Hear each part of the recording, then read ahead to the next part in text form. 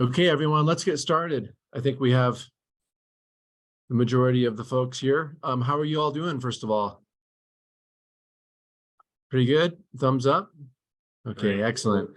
Well, welcome to our February 1st quarterly meeting of the Colorado Forest Health Council. And this is our first meeting of the new year. And so a lot of exciting things are going on, and really look forward to kind of hearing updates later on in terms of what you are working on that could be beneficial information for all of us to know. But before we really jump into our agenda, I want to welcome Katie McGrath Novak. She is our new council member. And so congratulations, Katie, on your governor appointment. And I know you've presented to this group before, but really just want to open up the mic for you just to introduce yourself and share with everyone any information you want to share with them about yourself. Awesome. Thank you. Yeah, it's good to see everybody again. I've been on a couple of these calls in the last few months, so hopefully I'm a somewhat familiar face. Yeah, I'm really excited to be on the committee. I'm in the seat serving forest collaboratives. So I'll just give like a little bit of background about myself. I'm currently the coordinator of the Colorado Forest Collaboratives Network. It's a relatively new network designed to support place-based forest collaboratives statewide. Today is actually my first day as a full-time employee in this position.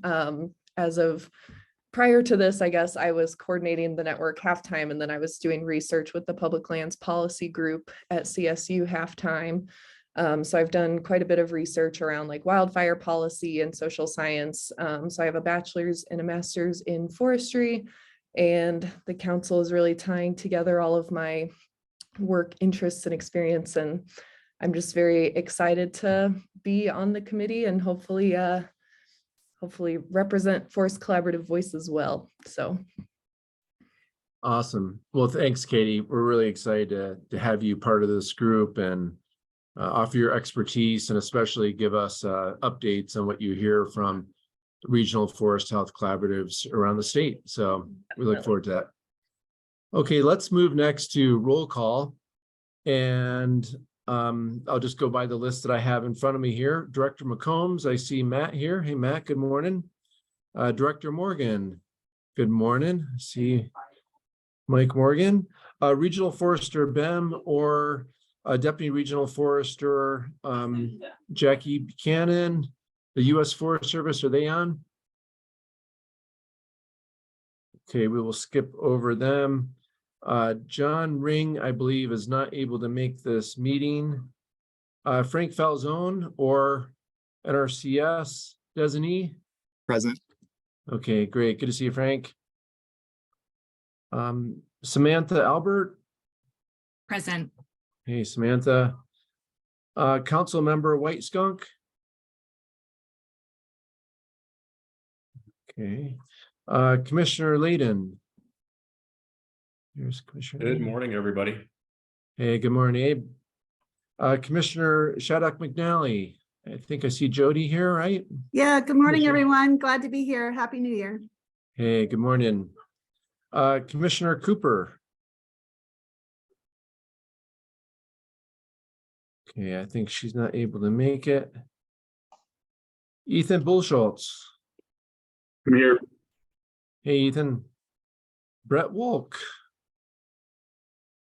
Just got here again. Thanks. Great. Hey, Brett. Christina Burry. I think I saw Christina. How you doing? Good to see you last week. Yeah, thanks. Yeah. Amy Moyer. I'm here. Thanks, Dan. Hey, Amy. Mark Morgan's here. Hey, Mark. Yep. I see Paige Lewis. Good morning, Paige. Let's see, Carol Walker. Hey, Dan, I'm here. Hey, Carol. Julie Stencil. Good morning. Hey, good morning, Julie. Christy Belton. Good morning. I'm here. Hey, Christy. Pat Dorsey. Good morning. Good morning, Pat. Scott Jones. I think I saw Scott. Scott here. Is Scott Jones here? Okay, not seeing Scott Jones. And Senator Cutter and Representative Lynch. Representative Lynch is our newer member. I'm very confident they won't be on here because the legislative session starts up, I think, at 9 this morning. So let me just double check, but I couldn't imagine them being on. Okay. Okay, great. How do we look for quorum? Are we in good shape, Courtney? Yes, we are in good shape for quorum. And then I just want to add to the record that Katie McGrath Novak is a newer member, so I didn't have her on the original list, but she is here and she contributes to quorum. Great. Thanks, Courtney. Okay, good. I'm glad we have quorum. And then also thinking of future meetings and stuff, just want to let you all know if you know, for example, you're going to be moving on from your job or you won't be fitting a certain seat at this within this group, please let me and Courtney know so we can start planning on, having your seat filled. And I'm not aware of anyone kind of moving on or whatever, but just let us know if you think the next month or so that you'll be switching jobs or roles that you will not be able to participate in this group in the future. So, okay, let's move to agenda item 1. But before we do that, I want to let everyone know, I think you all know the legislative session. This is, I believe, the 3rd week of the legislative session, I think. And so as a result, at 10 o'clock, I got to run over to the Capitol briefly, but Matt McCombs will take over my role once I leave, and I'll get back as soon as possible. I just want to make sure everyone knows at 10 o'clock, I just have to run across the street for a little while. So item agenda 1 is the approval of the meeting agenda from the October 20th meeting. So Courtney sent that around to everyone. Want to see if everyone had a chance to take a look at that. And also we need a motion to approve that summary, the minutes from that October 20th meeting. I'll make a motion to approve those meeting summary minutes from the previous meeting. Great, thanks, Jody. Do we have a second? Julie Stencil will second. Great, thanks, Julie. Is there any further discussion? Seeing none, all those in favor signify as aye. Aye. Aye. Any opposition, say no or nay. Okay, the ayes carry that and the motion's adopted for the minutes. Next, we have a review of the statutory duties and bylaws. And so I want to turn this first over to Courtney to kind of walk us through this as a good refresher of what our statutory authority and what our bylaws look like. Thanks, Dan. Hi, everybody. Yes, I hope you all had the chance to review the statute that I sent around and the bylaws that were adopted last year. I'm going to take just a few minutes to go through some of the important points that I pulled out of those two documents, and then Elizabeth Joyce is available to take any questions that you guys all might have on these documents, and we can always come back to these if we have more questions than we have time for today. So looking to the statute, I pulled out some language related to the powers and duties of the council. So I'll just briefly go through these. The mission of the council is to improve forest health in Colorado through an integrated science-based statewide approach focused on collaboration among federal, state, and local governments and private and nonprofit partners to mitigate wildfire, restore ecological health, safeguard communities and water supplies, mitigate and adapt to climate change, support local economies, and protect recreational settings as appropriate across all jurisdictional boundaries. So that this will be helpful to keep in mind, as we talk about priorities for 2023. Statute also did pull out 10 activities that it would like the Forest Health Council to focus on at some point, and we've recognized before that it's impossible for us to focus on all of these at a time, which is why we have been doing this prioritization process, but I'll go through these briefly as well. Make recommendations for forest health and wildfire mitigation capacity building and funding, develop recommendations for attaining a 30-year vision for forest health, landscape scale planning to identify state level priorities, monitoring trends related to forest ecosystem health, monitor and identify opportunities to support and promote synergy across forest-based collaboratives in the state,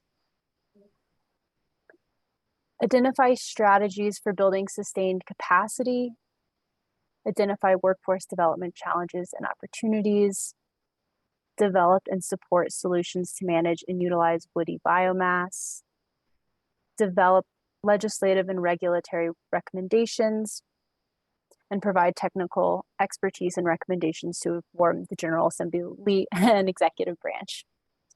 So these all come from statute, and as soon as I'm done presenting, I can put those links in the chat also, so you guys can have them at your fingertips once again. Another 2 points from the statute that I wanted to call out was membership terms. The majority of members on the council will have a term of 5 years, except for the members that were appointed by the governor, and those terms are for 3 years.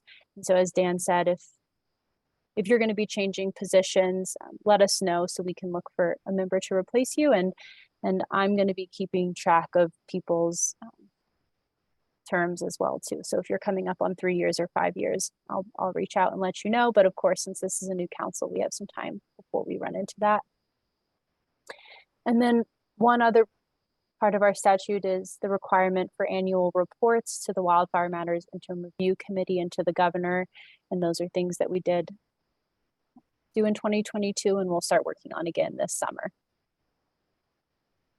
So then moving into bylaws, there's just a few articles that I thought would be relevant to review here. The first is about attendance and just noting that council members accept the duty and obligation to attend meetings so that we can achieve quorum and so that we can take actions to meet some of these our mission statement that we went over earlier. So it's really important that people attend regularly so that we can take actions as a council.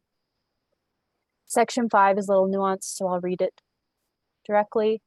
And no individual council member shall make a statement of policy that purports to be that of the council unless the council has adopted such a policy. But no one shall be prohibited from stating his or her personal opinions with respect to any matters also addressed by the council, provided they are clearly identified as such. And so I think it was a few months ago, we sent around some language. If you're going to be testifying outside of your position as a council, perhaps in your professional position, and you need to make the distinction about who you're representing. And we have some language to help with that. And I will send that out again at the end of this meeting. Also, all council and committee meetings are subject to the Colorado Open Meetings Law. And so they're posted online at least 24 hours in advance of the meetings. And all meeting minutes from council and committee meetings are also posted online in a reasonable time. So with that, Elizabeth and I will take questions that you all might have about the bylaws or the statute governing this council.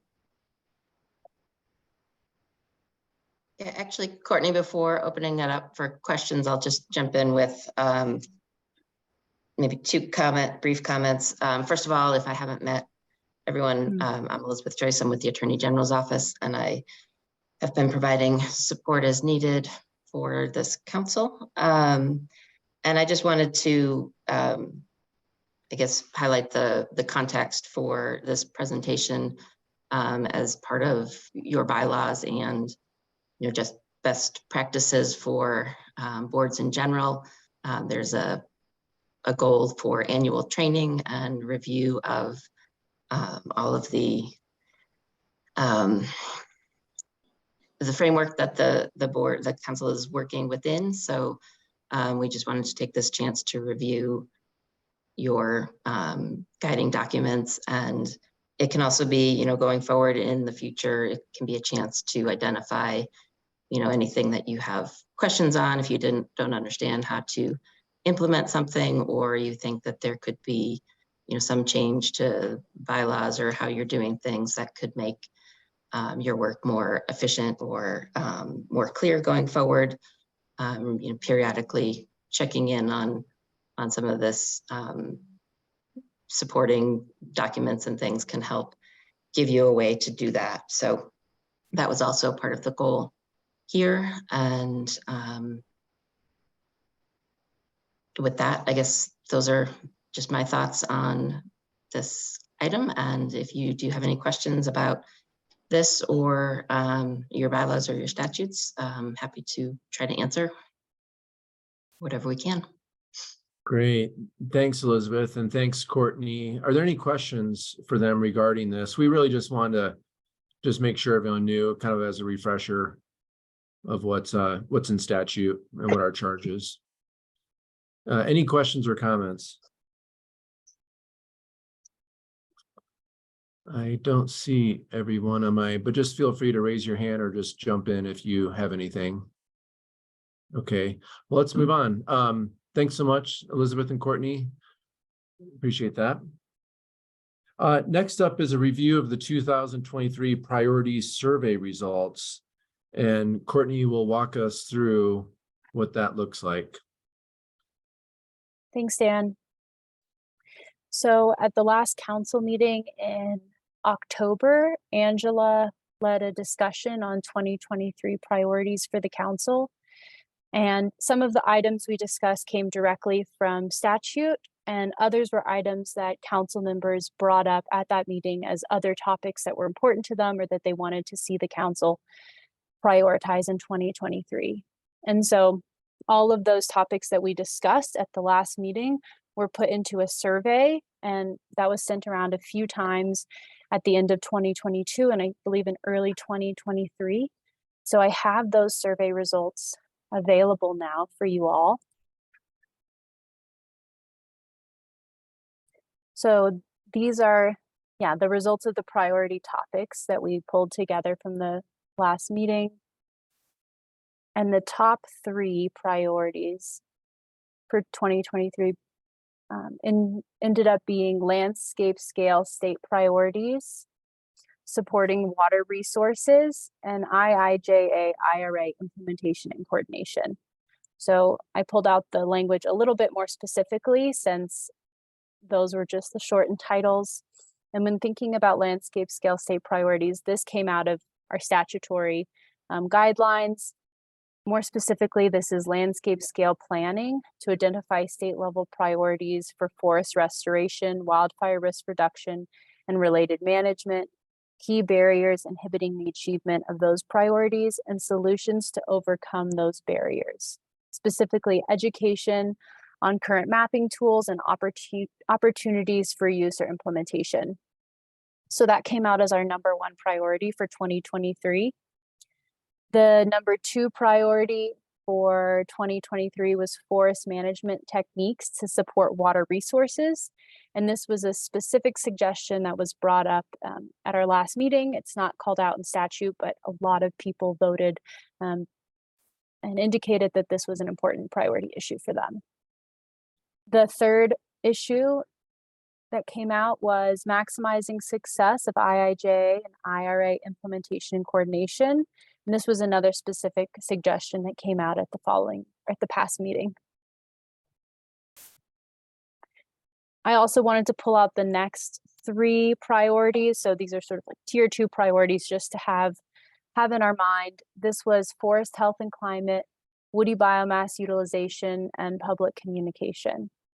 So a little bit more specifically, this was monitoring trends related to forest ecosystem health, including those related to climate adaptation, and advising on opportunities for state level action.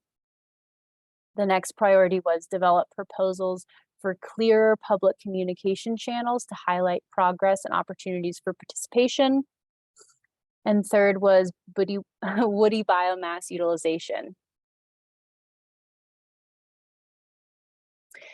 And then there were a few other items on the priority list that did not receive as many votes. And so I think we can kind of keep those on the back burner for now. And we're thinking that these priorities can help guide the council and committee work over the next year. Angela and I can invite presenters of these top priorities to future meetings and keep these on the agenda for discussion. So we were thinking that's how these priorities can be implemented. We already have 2 committees that are working really well and meeting regularly. And so these are also things that we can flag for the committees to focus on in the year to come. I wanted to leave a little time for people to discuss these priorities that came up or discuss ways that they'd like to see these incorporated into the council activities in the following year or the year to come.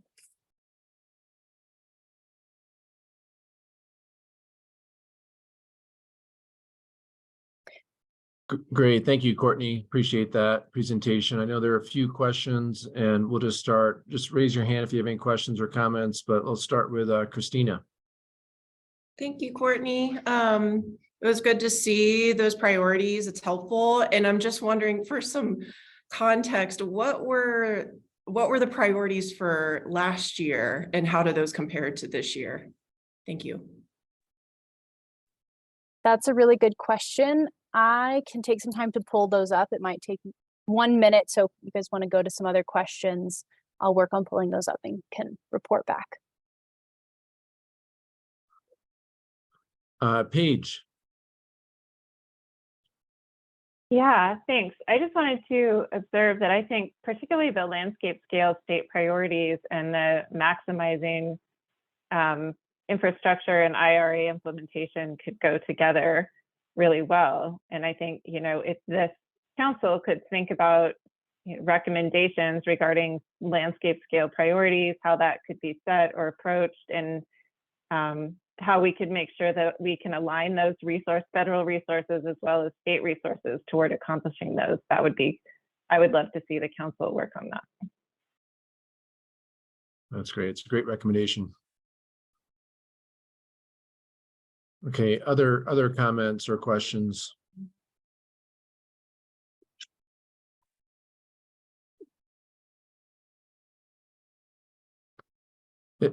Jody. Thank you, Mr. Chair. I just want to echo Paige's comments. I think I felt the same way when I saw those come up, that those kind of really align and kind of dovetail together. And I think that is with that on the horizon coming our way, I think it'd be great to be proactive and be prepared for what we know what we need to address with that coming, those resources coming. So thank you. Paige, I agree with you. Thank you. Okay, great. Okay, other comments or questions?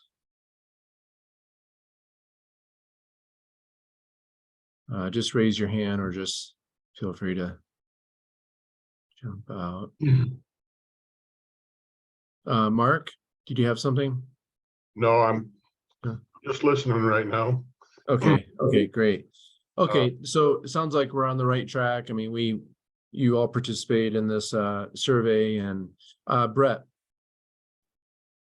Yeah, thanks. I guess, yeah, the IRA and the Infrastructure Act and the federal things are important, but as a state body advising the state legislature and governor, I'd also hope that we would focus on the state resources and how we can best prioritize those. There seems to be a lot of focus on the federal ones, and particularly trying to tell the Forest Service kind of what to do. We have a lot of resources at the state as well. And there's a lot of things that the Forest Service is, wants to work with us and collaborate with all of the partners, but I don't know how much we want to, I don't want to forget about the state resources and the other places where we have more direct influence on what happens. Yeah, that's a good point. Yeah, when I think about the federal component, yeah, you have the infrastructure bill, the IRA, you have the Reconciliation Act, and then at least for the DNR, we've also benefited from state stimulus funds as well. So kind of all those and making sure we have the right priorities and alignment. Yeah. Okay. Any other yeah, Courtney? Oh, I was just going to share our 2022 priorities real quick so we can compare them directly to Okay. 2023. That'd be great.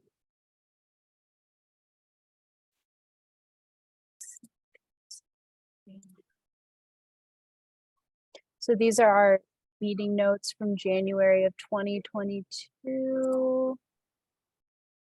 I'm going to try to zoom in for you all. So here in 2022, our priorities were landscape scale state priorities, which is on the 2023 priority list as well. We also had leveraging resources, technical expertise to inform the General Assembly, executive branch, and other leaders, and develop legislative recommendations. And so leveraging resources and legislative recommendations became committees this year, or this in 2022, and landscape scale state priorities stayed a priority for the coming year. Looks pretty similar to what we're looking at now, right? It does. Yeah. Okay, good. Okay, any other questions or comments? Does this look good to everyone? Thumbs up? Yeah. Okay, good. Well, what's also important too is, I'm just looking at, Director Morgan too, like, the Fire Commission, they're doing great work, but we want to make sure we're staying within kind of our charge of landscape and kind of forest health issues.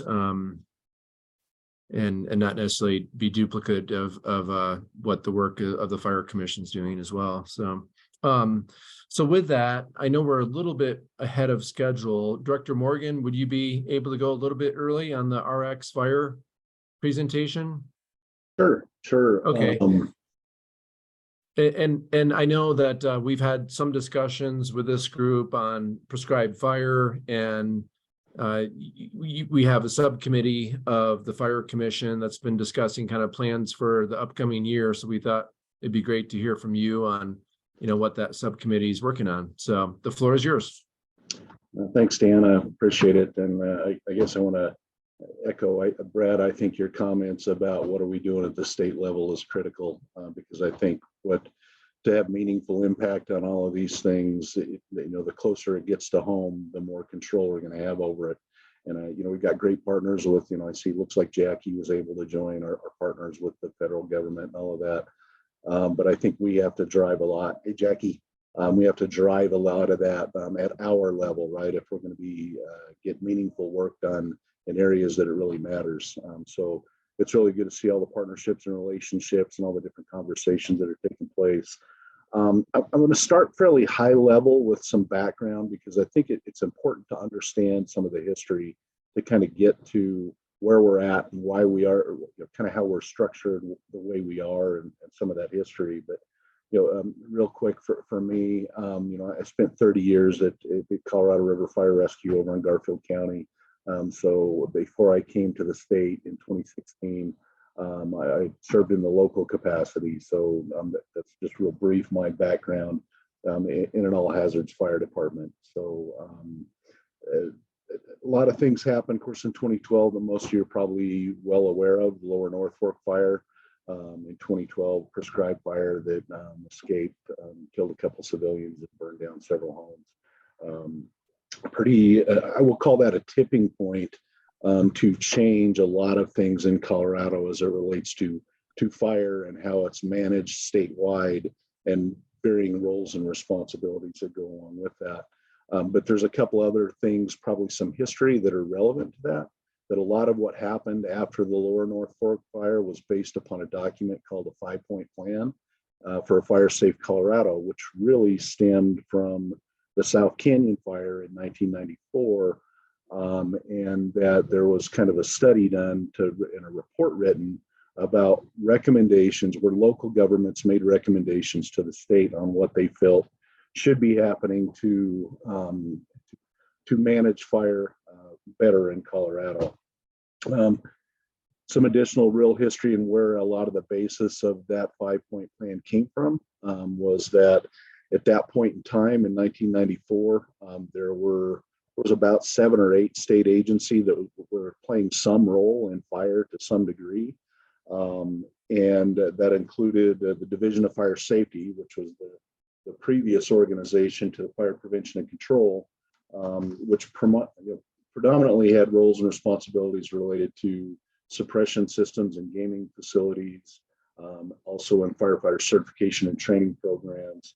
Of course, the Colorado State University housed Colorado State Forest Service, which is where wildland fire management landed, or where it was at the time. School inspections were with the Department of Labor. The healthcare facilities were with Colorado Department of Public Health and Environment. Fire investigations were in Colorado Bureau of Investigations.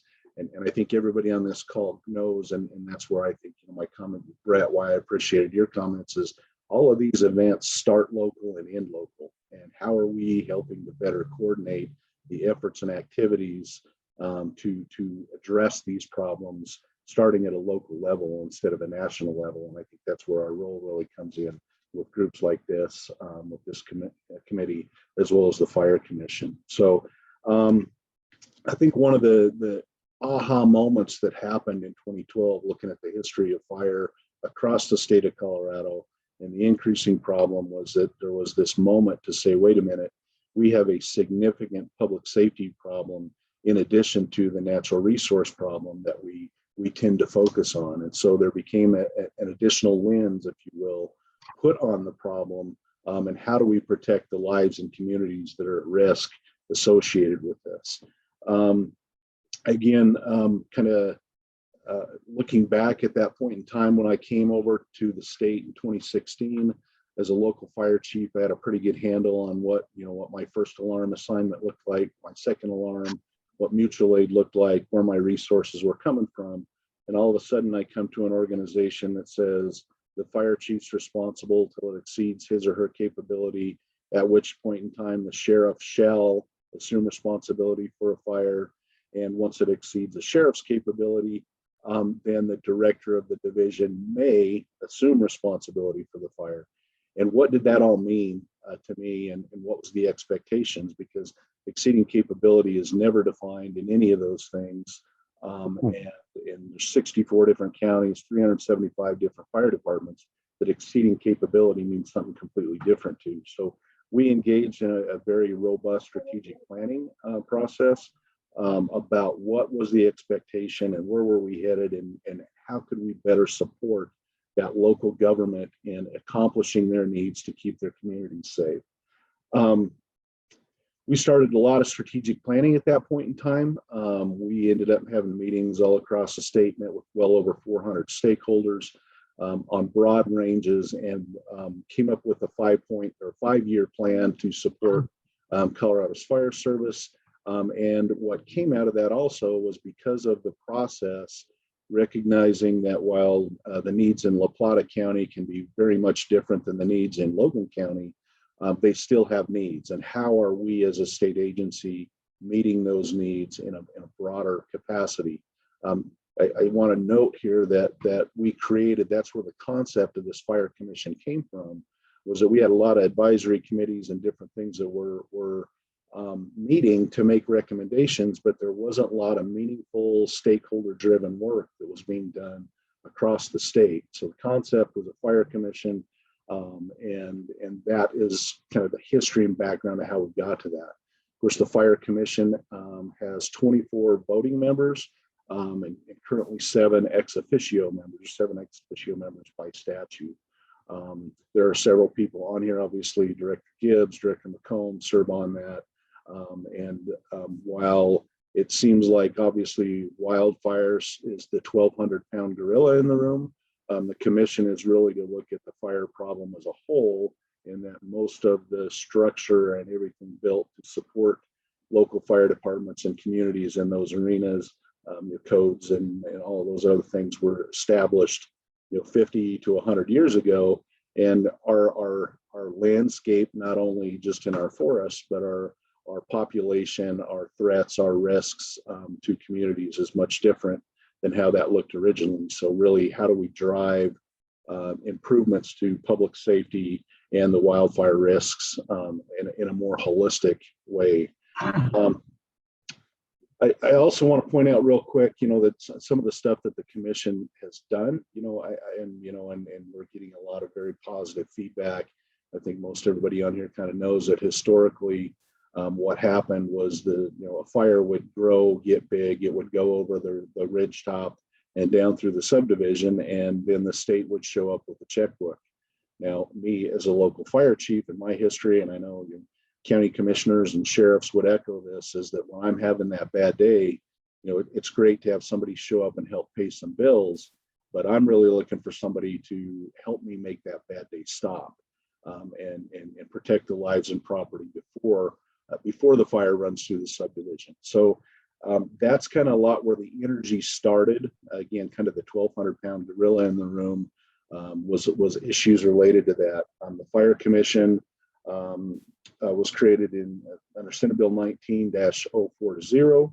And then, of course, as we looked at the problem, we could see that, we have 50% of the Colorado's population and growing living in the wildland urban interface. And are we being proactive to that? Are we being reactive to that? And again, looking at the risks associated and how do we manage and balance those varying risks between natural resource and public safety, which I think remains a significant challenge. And I know Dan and I are sitting on the Federal Fire Commission, and we're wrestling with those issues as well at the national level to try to establish national policy around those things. But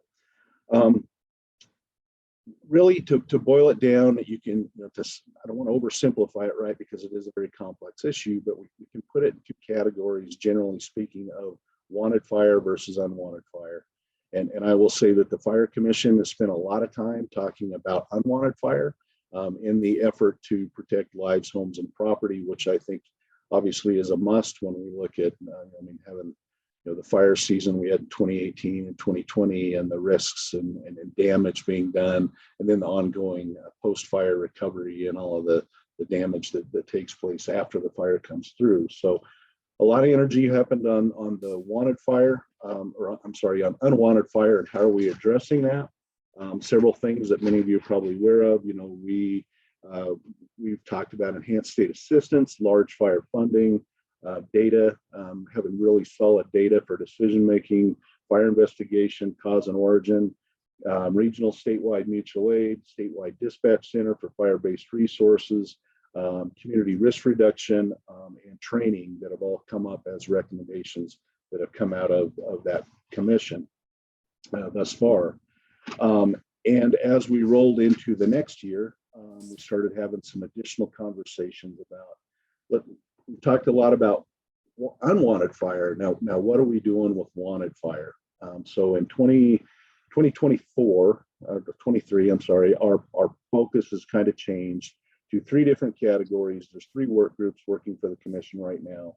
There's a delegation of authority group, which really is looking at some issues that came up during like the Marshall Fire, also experienced in Waldo Canyon, and that what does delegation of authority, it's fairly silent on how it talks about fire protection districts delegating authority to the sheriff, but it doesn't talk about municipal fire departments or NGOs and how all of that works. So there's a group kind of talking about that.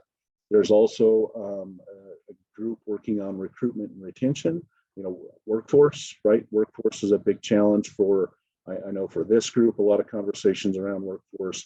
Matt's got some stuff going on at the Capitol with workforce work there. So we're having a group also work for the workforce in the fire world and in the suppression side of the world. And, you know, which is a very unique and challenging problem, a national problem we're trying to bring to the local level. When 70% of our workforce is volunteer, you know, what does that look like to really start building that capacity to the level of things that we need to be doing? I think the other thing that we spend a lot of time talking about is, you know, and over the years, you know, we have all these conversations about suppression or mitigation, when the fact of the matter is we have to have conversations about suppression and mitigation. It's taken us a while to get here. It's going to take us a while to get out of it. We're always going to have fires. How do we partner better and work more collaboratively to address the problem more holistically? And that, you know, while the state definition, if you will, of mitigation is vegetation management, we're trying to look at a more holistic approach, being, you know, how do we lessen the likelihood or severity of an event when it occurs? Because we will always have fire on the landscape. What are the investments we can make holistically to reduce this problem?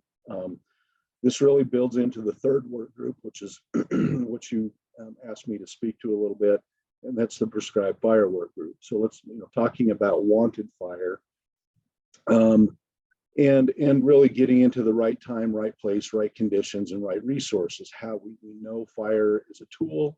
How do we get it back on the landscape in a manageable way, to do the things we need to do ecologically, as well as protect the community and the public and the 50% of our population that lives in the urban interface. As everybody on this call probably is likely aware, you know, when the Lower North Fork fire happened, there was a significant pendulum swing. I will say that it took the pendulum from way over here and swung it all the way over here, which made it very, very hard to do any type of fire, you know, wanted fire work in the state of Colorado. And it's a very complex and complicated issue. You know, I think we've got some new energy and willingness to address some of those things, but we need to be very collaborative and very stakeholder driven, you know, how we do that, and how do we really focus on the rights, and expand those to be meaningful in a way to get good work done out there in the areas, in this area of work. The group started meeting, you know, several months ago, and I think there was a lot of conversations around, you know, exploring the work that others have done. There's a lot of work that's been done with, you know, different councils and different groups about the restoration and putting fire back on the landscape in some capacity. And I think, you know, what are the challenges and barriers around that? A lot of the conversations that have taken place over the years. And I think I will say, at least from my perspective, that I think that group started pretty big.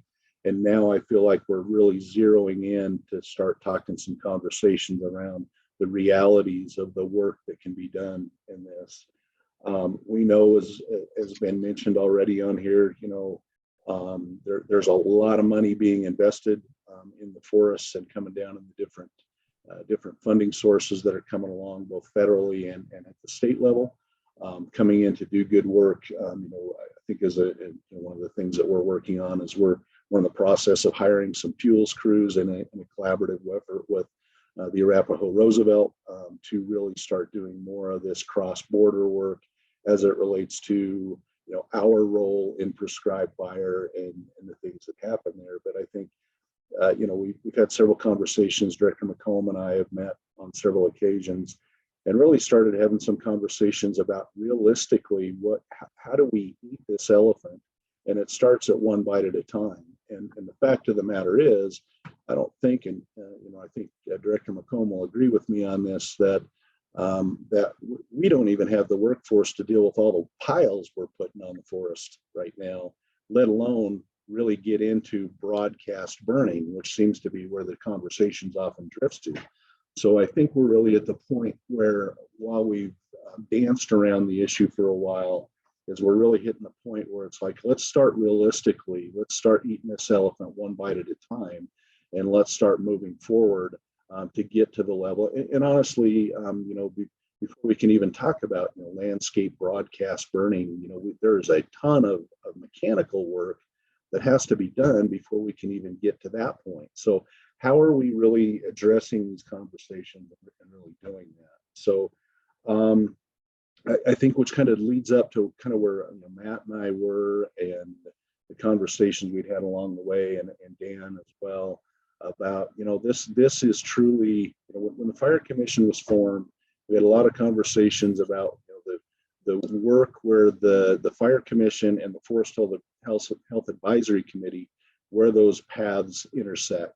And this is very clearly one of those areas that the work of each of the groups, the Fire Commission and this group, intersect very, very closely and very intimately, and we need to strengthen those relationships and those efforts in order to be successful. So we had a Fire Commission meeting in January. The full Fire Commission meets quarterly. The work groups meet monthly typically, but we had a full commission meeting in January. And Matt and I and then Christiane were there, and we kind of pitched the idea of conversations of saying, this is an area where the Fire Commission needs to reach out to the Forest Health Advisory Committee, invite some participation in that to create a joint work group to start making meaningful impacts on how do we start one bite at a time, dealing with the issues at hand to grow and really see good work take place in the areas we need to. While also, I think, adding that I think we've had a lot of conversations about the need to have a very thought out strategic approach to what we're trying to do, and how do we, instead of what I see often when we engage on our end, when it's wanted fire, is, are we doing one-offs, or are we really strategic about the work that we're doing and planning that out? Which, so to me, it's starting conversations with, maybe not to oversimplify, right, but how do we deal with the piles we're putting on the ground right now? How are we mitigating that threat, and building to a long, 30 years, kind of mentioned in this group, a 30-year strategic plan on how do we really get out of this mess that we're in today. Last comment that I will make, as I kind of said earlier, is that the Federal Fire Commission is really, it's been kind of interesting to me to hear that group really wrestling with the very similar things that we are. And again, that's why I thought it was encouraging, your comments again, Brett, that what it starts local, and we are as state agencies, my priority is to support local government. And how do we get the work done at that local level so we can have impacts growing to a national level? And I think a lot of times we've spent a lot of time talking about the national problem, and we come in from that. We start at state boundaries in Colorado and work our way to the white spots. And maybe we need to start some conversations strategically, is how do we start at the white spots? And by that, I mean private property, and work our way out to the state boundaries to build more safer, resilient communities, aligned with the cohesive strategy and all the work's going on there. So I'm going to stop there unless, Matt, do you want to add something, or Dan, either one, that you feel like I missed from our conversations we've had before we can open it up to questions? No, I appreciate the presentation a lot. I think you captured sort of the dialogue well. I guess I'd be curious to, of course, hear the response from the group, but just hear, to Paige's earlier questions on this topic, as well as others, how you'd like to see this group sort of engage in these other efforts, acknowledging that the Fire Commission is absolutely taking this issue on directedly. Yeah, great question, Matt. And I guess, I'd like to see, 3 or 4 or 5, we'd like to have 3 or 4 or 5 folks from this group be a part of that. We have some subject matter experts that are also a part of that. So I want to keep, the Fire Commission, I will say, it ended up being a lot bigger than what I wanted when we originally started that. But what is critical is to make sure you have the right faces, the right geographical and the right disciplines in the room if you're going to really address the issue. So I won't say we'll completely limit it, but I'd like to try to keep it at a manageable size where it doesn't become too unwieldy we don't want paralysis by analysis, I guess is what I'm saying, Matt. So, Abe. Hi, Mike. Have to just thank you. I love the expert informed, best practices, and it's so wonderful to hear the experience and thought that you bring to this critically important issue. I think from our perspective, from a public policy standpoint, the science is pretty clear that, controlled or prescribed burns combined with some ecological thinning, are proven ways to restore dry forests. Obviously, instead of managing the natural process of fire on the landscape, instead of preventing it, we can improve habitats for native plants, animals, reduce the risk of out of control wildfires. And we hear that from our commissioner colleagues in Oregon and California and other areas where some really out of control fires have occurred. So, I am a fan and proponent of the science-led prescribed burns where those make sense. And I think Colorado could be a leader in that regard. So just curious to know a little bit more about your thoughts on that, just from what we've learned from our neighbors. Sure. And I think great comments, Abe. And I think, one of the things that I think we have the opportunity to do is what you just said, is I think Colorado can become a leader in really being the poster child, if you will, of how to do this work, because we've got all of the players at the table in the various Fire Commission and at the Forest Health Advisory. We also have, the relationships established with all of the federal agencies and all the way down to the local agencies. And, I think, to me, again, as we started down this path with the Fire Commission, prescribed fires in our wheelhouse, and the Fire Commission took the lead on doing that. And I think after we did a bunch of research and homework, we said, you know what, we've got to get more collaborative in our efforts here. And it's a good time to reach out to the Forest Health, even though we share some of the same members.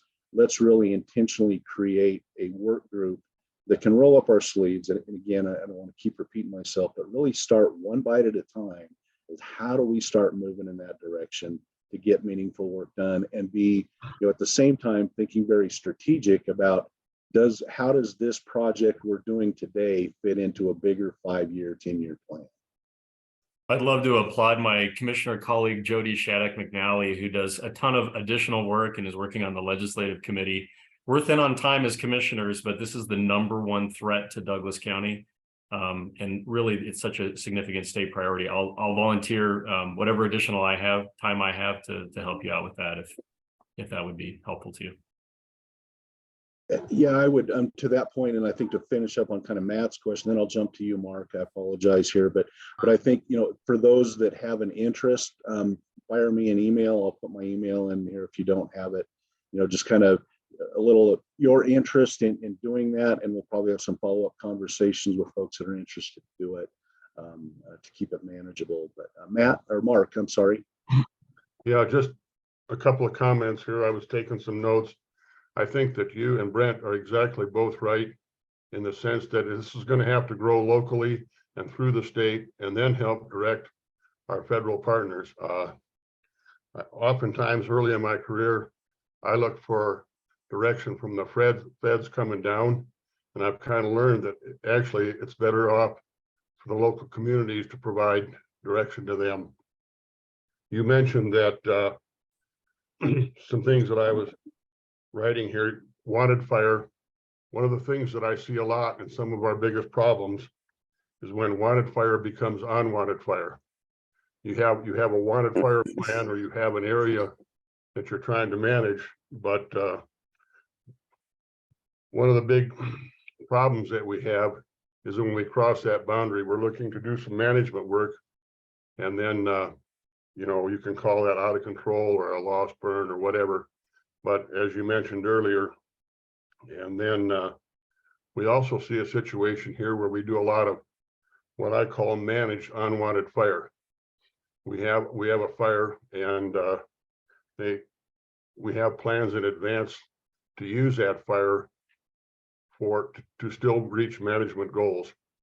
And I think sometimes there oftentimes was not enough pre-planning in that. So you're called to have hard plans in place. And I think the key to that is the cooperation between agencies, fed and state, for those plans. So that, one agency may have one desired outcome for that, what I call managed unwanted fire, and another agency may have another plan for it or a different risk threshold. So I think those were have been real problems in some of the large fires lately.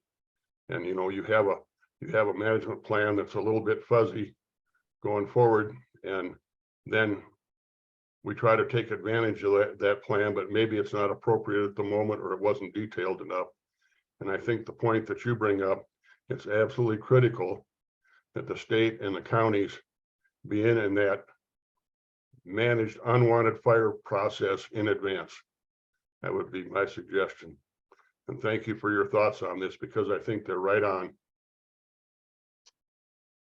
Thanks, Mark. And I, I appreciate your comments, and I do feel like we're getting some momentum and good energy going in the right direction. But I think, one of the things, that where some of the stuff that I think, I look at some of this and I'm like, man, some of this stuff I think a third grader could help us fix, right? When we talk about right conditions and right resources, and then we look at seasonal staffing models, and we don't have the resources to do the work when the conditions are right to do the work. And it's like we've got to change our model significantly, which gets into the workforce issues. And if we're going to get piles burned at the local level, that means we got to be recruiting volunteers and really getting into the weeds of things. And then the other part that to me, again, why I said my background, right? I spent 30 years in local government, is that, about 5 years into my my service at a local fire department, when I was helping with a prescribed fire, I learned that there's never really any such thing as a controlled burn, right? You're trying to manage it. And so a lot of the conversations we've had at the Federal Fire Commission level is normalizing the use of the tools to do prescribed fire, or to do, this type of work.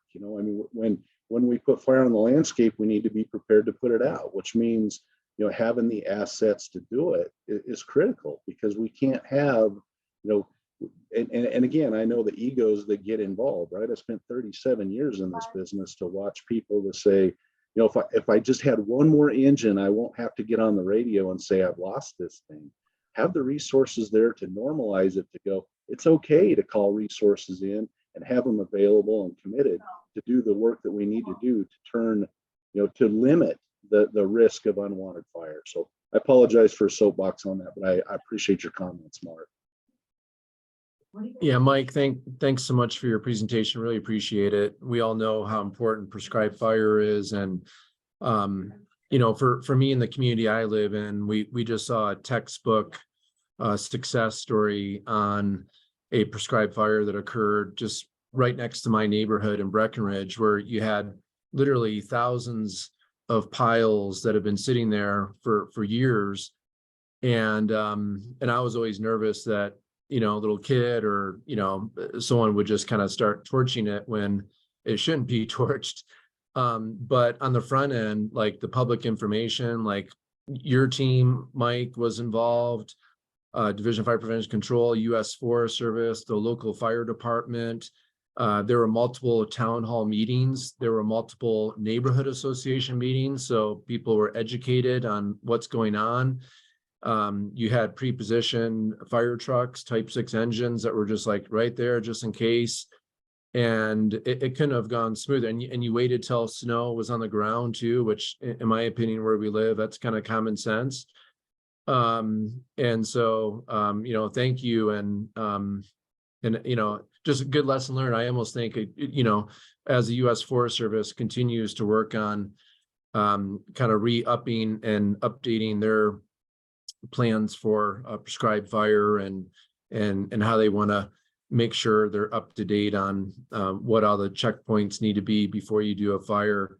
I think what we did in our community was textbook successful of including everyone and making sure all the different departments, state, federal, everyone involved. So thank you. With that, I have to run to the Capitol, and I'll turn it over to our state forester, Matt McCombs, to chair, and I'll be back as soon as possible. Thanks, everyone. Thanks, Director Gibbs.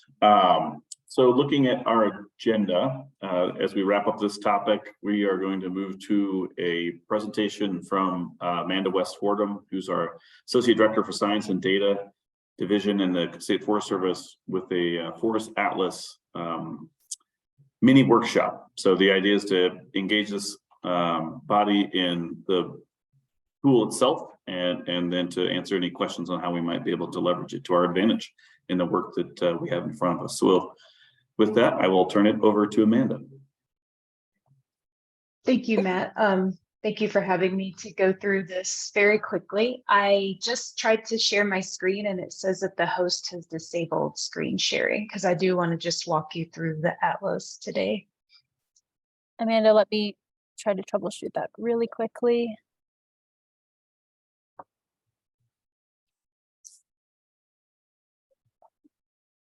All right, will you try again now?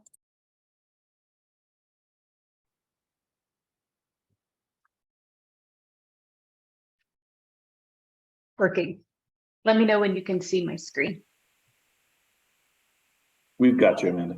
Okay, perfect. So when you go to the coloradoforestatlas.org website, this is the homepage that comes up. Here is where you can request an account, which you need to sign into the Risk Reduction Planner, which is our professional viewer. The other two applications, the Forest Action Plan application and the Wildfire Risk Viewer, are available to everyone, so you don't have to have login information. This is another opportunity to request an account and just some information about the Forest Atlas. Learn more about the Forest Atlas here. I want to highlight this support page because this really provides additional information, including user manuals. So this is an overall user manual for the entire Atlas, and then each application has its own separate manual. We also host these final reports. So the last time that we updated our Colorado Wildfire Risk Assessment was 2017. So this is the final report associated with that assessment, as well as the fuels calibration report.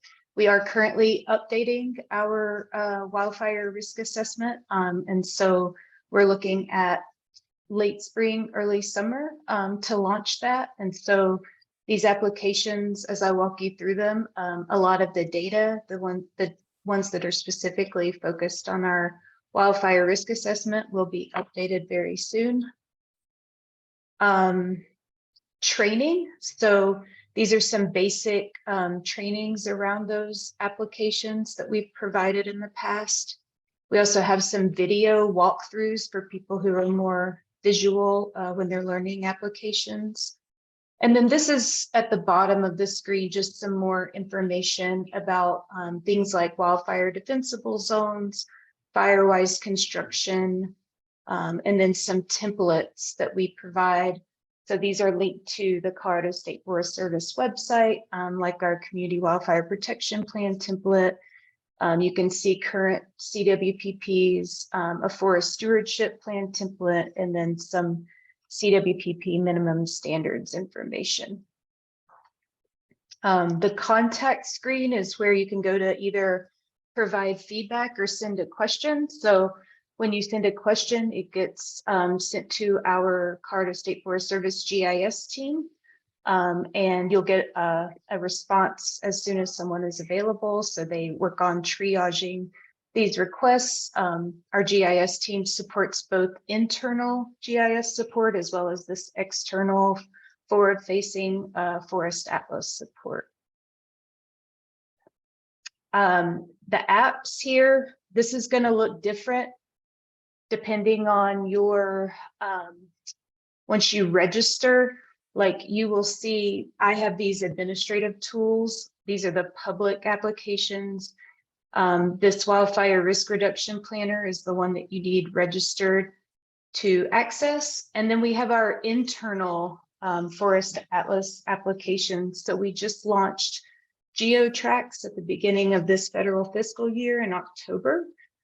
We have our GeoTracks activity tracker and activity and project planner. So those are internal Forest Atlas applications that we're using to begin to have all of our planning information in one location. So I'm going to walk really quickly through the applications here. I'll start with the Wildfire Risk Public Viewer. So it starts with this disclaimer and then also understanding one of the main features of this application is to select a location and you can identify potential fire intensity within a 1/4 mile buffer of that location. It will ask you to accept here, just you can open the disclaimer about the data. You can do a tour or you can skip the tour. I'll skip it for now since I'm walking you through. Getting started provides links again to that tour. We have reference layers. So these include our field offices and areas, county boundaries, fire protection districts. We've been updating the fire perimeters. So these are large fire perimeters. We have our social vulnerability index layer, which is used in our Forest Restoration Wildfire Risk Mitigation Grant Program. We have different map themes and there's layers within each of those themes. So wildfire risk themes, what's turned on now is burn probability.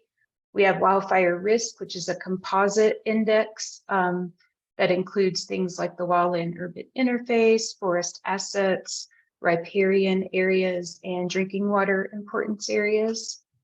Fire intensity scale. And each of these layer descriptions, there's a short description when you have it turned on in the application down here. But then if you want the full description, this is a link to the full report. And so you can dive into more details about exactly what these layers mean and how they were developed. Wildfire effects themes. We have values at risk rating and wildland urban interface risk. Different landscape characteristics such as surface fuels, vegetation, and wildland urban interface. These are historical wildfire occurrences. Some of these that are on non-federal are compiled with the DFPC. And then we have our forest action plan composite because we decided to include this also in our wildfire risk public viewer because some of our grant programs do use the forest action plan composite in their applications. And so this is a way for people to include multiple layers in the maps that they make for their grant applications. Up here, you can search for a specific location. So it works just like a Google search. So just type in an address and it will come up there. If it's in Google, it should be here. If it's in a Google map. This is a swipe tool. So if you have multiple layers on, you can swipe to look at those different layers. This is a measure tool. So you can do change the units of measure things like distance. This is an identity tool. So if you're zoomed in on the map and you want to know the specific value for a layer, the ones that you have turned on will show here, and you just click on the layer that you're interested in the value for, and then it will show you the value for the exact point that you selected. Down here shows your lat long, your coordinates, and you can change to decimal degrees, minutes, seconds, etc. I know I'm going really fast, but it's a lot to cover, so I'm just giving a broad overview. Legend here, so whatever layer you have active will show the legend, and it'll also show the scale of the data or the map that you're looking at. This menu allows you to go back home or contact the support, or go to the support page or the contact to send some email. This is that identify fire intensity. So if you draw a point on the map, that's that 1/4 mile buffer. And so you do finish drawing. I have to turn all this off. Sometimes you only load so many things at once.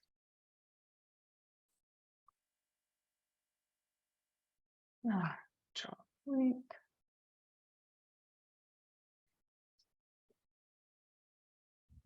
So for the point I selected, that's identifying that fire intensity potential is very high if there's an ignition at that location. So it gives a description of what that means, and then provides a link to Colorado State Forest Service website for additional resources describing how to reduce your risk. Here we did some county summaries that were requested. So you can select any county and you can find out more information in that county about the wildland urban interface, including the population at risk, again, based on this 2017 data. And those will be updated with our upcoming assessment. You can print a map. So you, depending on what level you're zoomed into, you can click here and create a title for your map, and then click this print button and you'll get a PDF of your map. So that's a really quick overview of this specific application. And then if I go back to the homepage, the Wildfire Risk Reduction Planner is very similar to the Wildfire Risk Viewer, but it does have some additional features. And so you will see some of the same layers, of course, but you will also see the Analyze Project Area tool.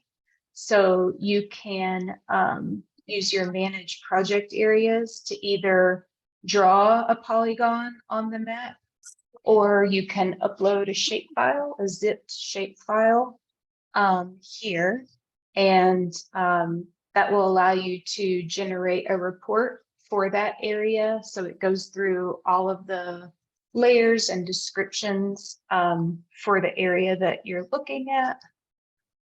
Could see.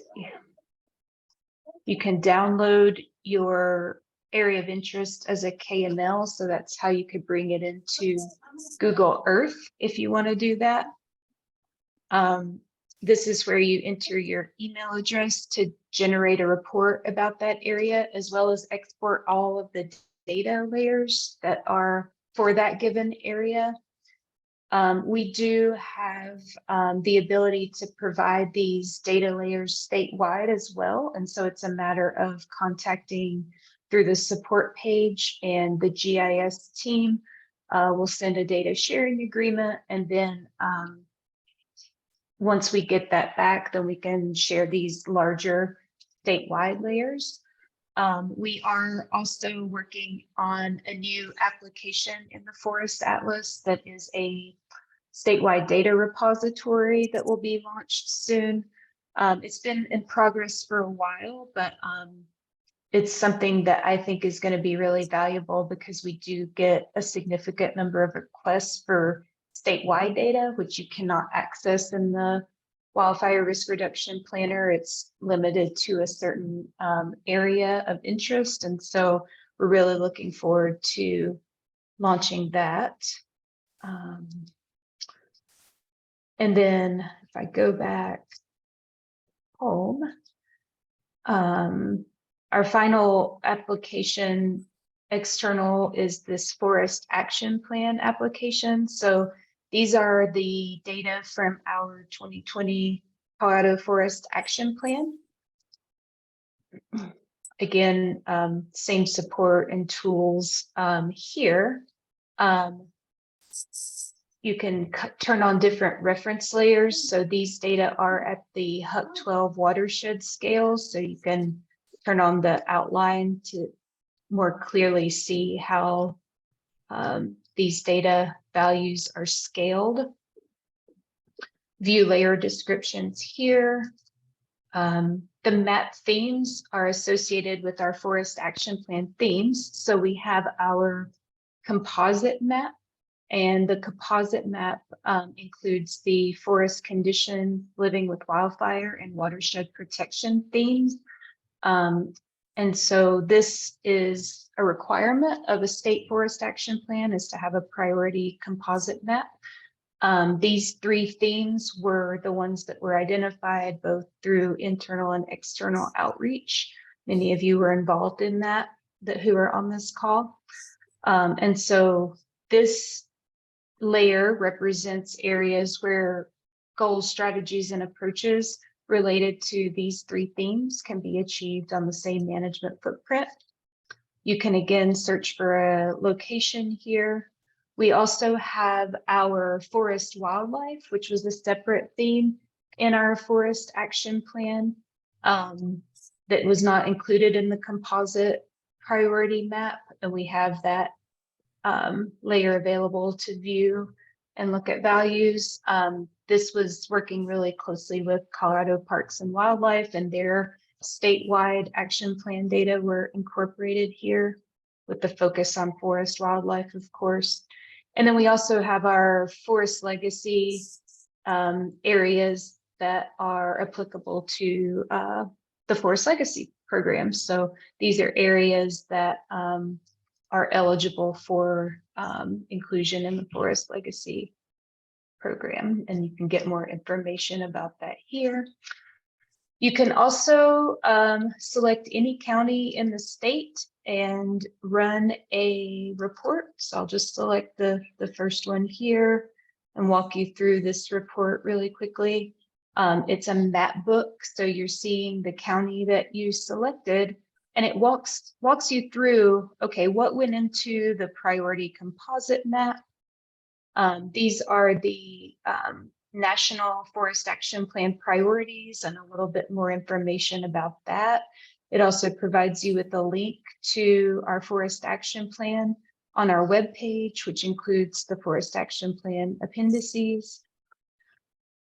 This is Adams County zoomed in here, and it gives you relative priority values. I'll talk a little bit more, I have 10 minutes left, so I'll talk a little bit more about priority values because I think that was something that there was a question about.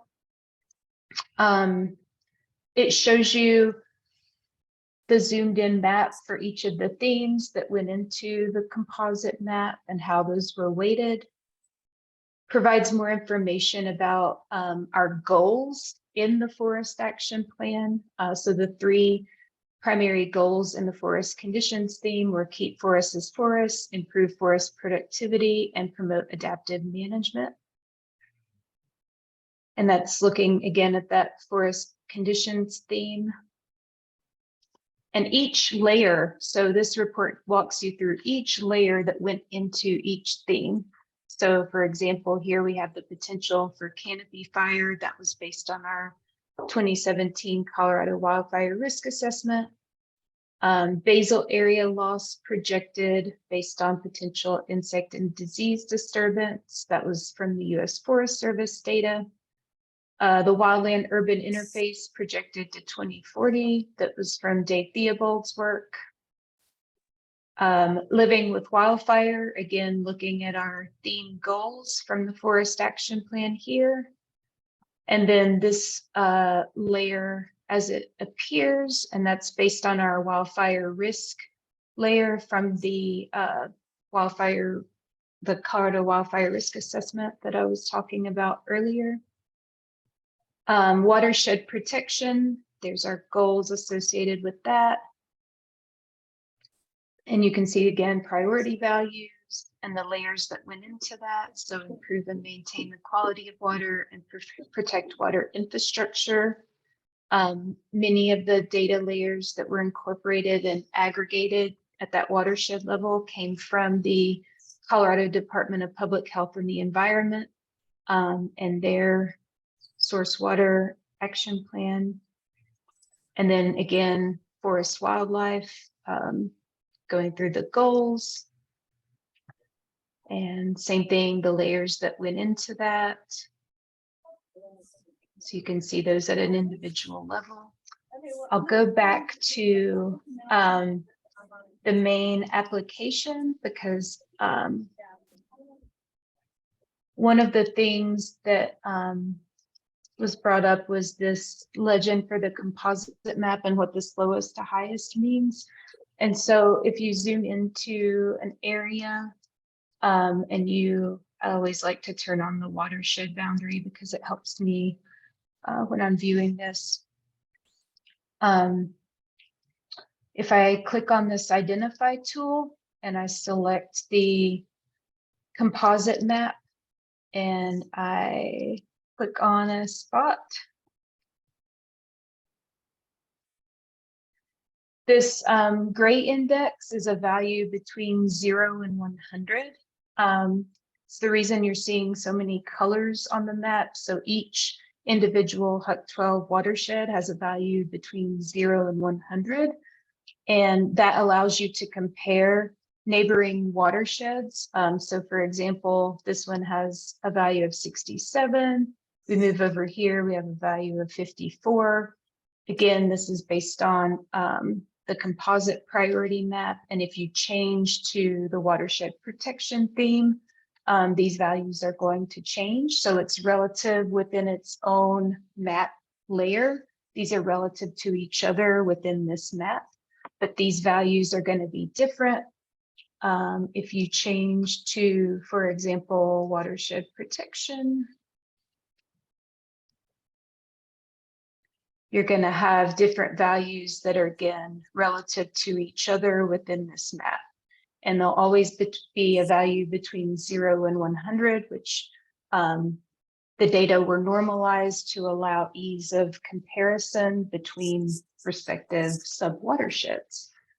So I flew through all of that, but I did want to leave 5 minutes for questions because I want to make sure that I gave the best overview possible. But certainly, if you're using the Forest Action Plan or the other 2 applications of the Forest Atlas and you have questions, feel free to use that contact us page and we will get back to you as soon as possible.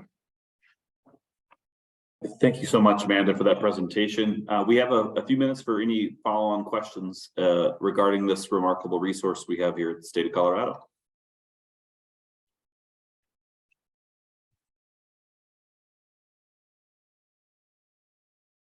Clicking through the Hollywood Squares here and not seeing any hands raised. Mr. Morgan. I'm kind of overwhelmed a little bit. I think this might be a great resource. I need to think a little bit about how to apply it and use it, but I think there's an impressive amount of information here, and I suspect that it is a great tool, and I look forward to try to figure out how to integrate it into what we're trying to get done. But I think there's a lot of answers here if we can sort them out. Good job. Great, thank you. Thanks, Mark. You know, one of the things, oh, sorry, Commissioner Shattuck McNally. Sorry, Director McCombs. I just wanted to piggyback off of Mr. Mark Morgan's comments is there's also the NOCO places maps that I'm trying to digest as well. And it's a lot of data, but I got really excited about it. And I didn't know if maybe the experts who are used to this tool could help us figure out how we could, kind of help us condense it down to how we overlay to the work we're doing, maybe help direct us into an area specifically to look or provide us with those maps to kind of help guide us a little bit. Because I will certainly be glad to play around with this, but maybe you could help provide us a pathway to help us hone in on where the best way to apply this for our conversations. I didn't know if that was possible. I would go ahead, Amanda. I was going to say, yeah, I mean, I can certainly, if you reach out to me directly, I can help lead you in the right direction or get on a meeting or however I can provide assistance in those planning efforts. I'm happy to do that. Yeah, and I think we could be, there's the potential we could certainly in real time, if there's a specific locale or geography that we're sort of wrestling with or trying to provide focus to, we can bring some of this up in real time as we get better as drivers. But certainly the CSFS will support you in those endeavors to make this tool an active tool for the council's work. Brett. Yeah, thanks, Amanda. It's great to see this. And I had a similar question as Commissioner Shattuck McNally of maybe if you could elaborate, like, where have you seen this been applied in very good ways and appropriate ways? If there's examples of, different scales or different kinds of decisions where maybe it is not appropriate or you wouldn't recommend it being used, just to give us an idea of like, how is it currently being used and how would you, in your best, wildest dreams, love for it to be used in the future? Yeah, those are great questions. So in regards to the Forest Action Plan specifically, one of the things that we have in our plan is this framework for kind of that, okay, I'm starting with this HUC 12 level data, and it's helping me to look at priority areas within a given region of the state. And then I start drilling down to like the layers that went into that theme. And then from there, I can incorporate some local data to help further prioritize, because again, this is that HUC 12 scale, and it's certainly applicable for relative comparisons across the state, but you're never going to get that local information and data that come in to really hone in on priorities or operable slopes and other considerations that come in at that local level for forest management planning. And in terms of the other, like the Wildfire Risk Bureau and the Risk Reduction Planner, there's some notes in there about how it's not appropriate to assess a specific home and it's a specific, at that scale. You can look at the relative risk within that quarter-mile distance of a certain property, but the scale of the data, which are roughly 30 meters squared, are not appropriate for identifying like how a fire is going to behave around a given property. And so again, one of the things that we try to do is just make sure that all of that is outlined in those user manuals, but we still get a lot of questions about it in our contact page, which we're always happy to answer. I think that for the Forest Act, to answer the other part of your question, I think that over the past few years, working with the specifically the wildfire risk layers, those have been used in other statewide planning efforts, which has been fantastic. Like, we've worked with data sharing back and forth between the CDPHE and how they're using some of the wildfire data in their planning efforts and their SWAP. We worked with Colorado Water Conservation Board with their wildfire ready watersheds. We've worked obviously with DNR very closely in different aspects with data sharing and back and forth with these statewide planning initiatives. There have been some local initiatives that these have also been brought into. I know that St. Pancras used them, the Forest Action Plan data. So one of our previous supervisory foresters, who's now our forest program specialist, used them a lot when he was working in Gunnison and some of those local collaboratives that he was working on, and came to the table and saying, like, here are some of the Forest Action Plan data layers that the Colorado State Forest Service used in prioritizing watersheds across the state. So those are some quick examples. I think that it can be applicable at all different scales, depending on how you integrate, again, that local data into our existing data. Well, thank you so much, Dr. West Fordham. We appreciate all the hard work that you do in support of this extremely valuable resource for the state for both planning and implementation. Just for one of the other things that we're starting to look at and consider that this might be a valuable tool for us is to capture all of the success that we're having and to start building out a publicly facing tool that would allow residents and interested parties to track our success in forest treatments and other activities that support forest health and watershed health. So that is a dialogue that is in process as we speak, and we're hopeful that we'll be able to move forward in the coming year or two to figure out how we can have a repository of all of the activities that we're doing jointly. So that's something to be determined, and we'll continue to dial on. So we are up at 10:30, and actually, Mark, did you have a quick comment or question? One real quick comment. Thinking about this a little bit, it would be really interesting to look at recent past historical events and how those affected the projection maps that you have today. In other words, go back and look at some of the events that occurred and make a comparison between that and the information that you've now developed.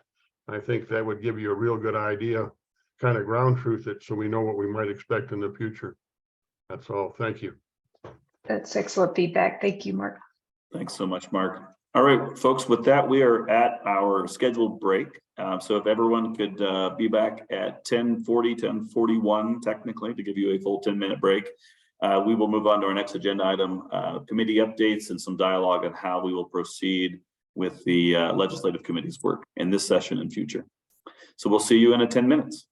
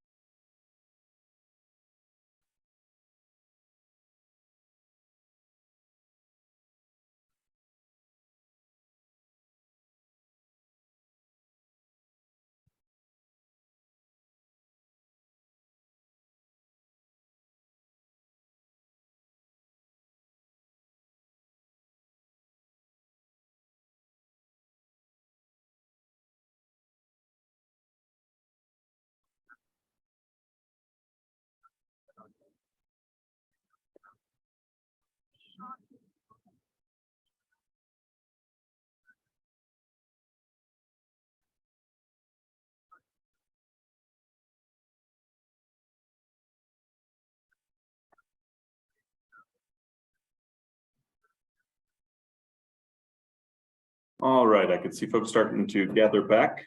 In the interest of maintaining as much time as we can for discussion, we'll go ahead and get started. So our next agenda item is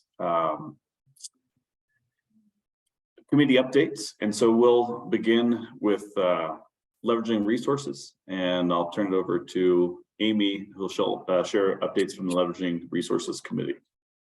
Great, thank you. Good morning, everyone. I'm going to give just a series of updates first, and then there's a few pieces of feedback that the Leveraging Resources Committee would love to get some initial reactions from the full council. We won't have any action items for the group today, but I'll just touch base on some of the conversation pieces that we've had since our last report out in October that the Leveraging Resources Committee has as part of our goal of looking at shared strategies and visions for how resources and funding can be directed and connected on the ground.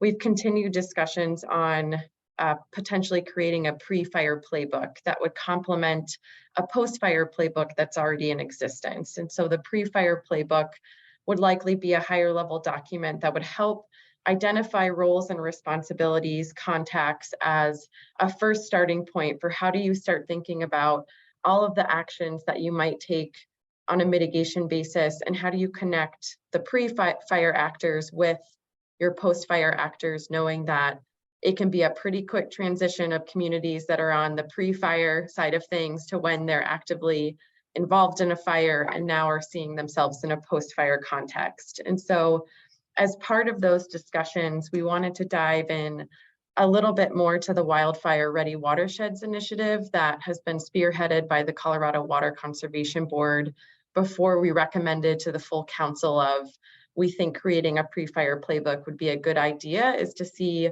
where is that groundwork already being undertaken with CWCB and all of the great efforts that have been underway there. And just a quick plug, I'll put the link for Wildfire Ready Watershed in the chat for those that haven't been tracking this. We've gotten some updates from the Leveraging Resources Committee from Chris Sturm. Just a quick aside, the CWCB has opened up a special funding round to help implement the Wildfire Ready Watersheds initiative. One of the aspects is providing funding for communities to develop a wildfire ready watersheds framework that really lays, some of the groundwork for the pre-fire playbook that we've been discussing. So just a quick plug that I think the Forest Health Council, as part of our broader role in leveraging resources, can communicate that to our local constituents and communities that opportunity is available. But as we've dug into the Wildfire Ready Watersheds initiative, there are pieces of these local frameworks that may be collected that can help from a local perspective really connect the dots on where should we be prioritizing our resources, how do we get prepared from a pre-fire context. We have discussed that there still could be a need for a broader document, again, that complements that post-fire playbook that is, a high-level starting point of here are the resources at play for technical assistance, or here are some of the organizations that you need to think about connecting at the get-go. So that's one area that we're going to continue to explore of where would a pre-fire playbook still make sense and not be duplicative or conflict with the work undertaken with the Wildfire Ready Watersheds initiative. One of the pieces that we've continued to discuss both in the Leveraging Resources Committee and I think a bit as a Forest Health Committee as a whole is looking at Utah's model for their watershed restoration initiative that includes a clearinghouse of all of the projects, mapping tools to really get a lay of the land of how could we better share resources across the state of where is work occurring, how can we share lessons learned on how you did leverage funding, how can we have a better landscape scale approach. So I'll also put Utah's example in the chat. That's one piece that we'll loop back to get broader feedback from the council on whether this would make sense to potentially be a council recommendation to create a similar platform in Colorado to better share resources, better share success stories, better share all of that peer-to-peer connection that we could use to make more of a concerted effort in Colorado to leverage some of the dollars that are at the table. But before we talk a little bit more about whether that would be an interesting area to explore further as a council, I did want to touch on, we've also started talking about how can we better use state funding and the flexibilities that may exist to help us leverage federal funding, since that came up as a priority that we talked about earlier today. And with the help of Aaron Green, who I think may or may not still be on, just exploring some initial exploration of, for example, every funding program is going to want to see a secured match. That's when everybody feels most comfortable to make a grant award.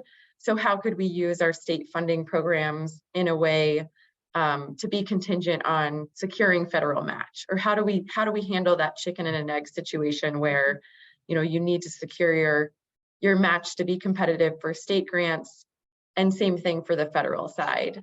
Some of the other flexibilities we have started to discuss and haven't explored in detail is what flexibilities could there be to pivot from you have some pre-fire dollars to do some local planning. What happens when you have a fire in your community and you need to shift those resources to a post-fire context? So can there be some flexibility in state funding programs to make that shift when it is unpredictable to know when are we going to have a severe next fire season? Where are those fires going to occur? So what flexibility is there to shift the resources that you have from those different buckets of context of pre-fire to post-fire? So I just wanted to give a quick update that, again, we don't have any recommendations ready to go on some of the state funding and those leveraging conversations, but that is something we've started to talk about.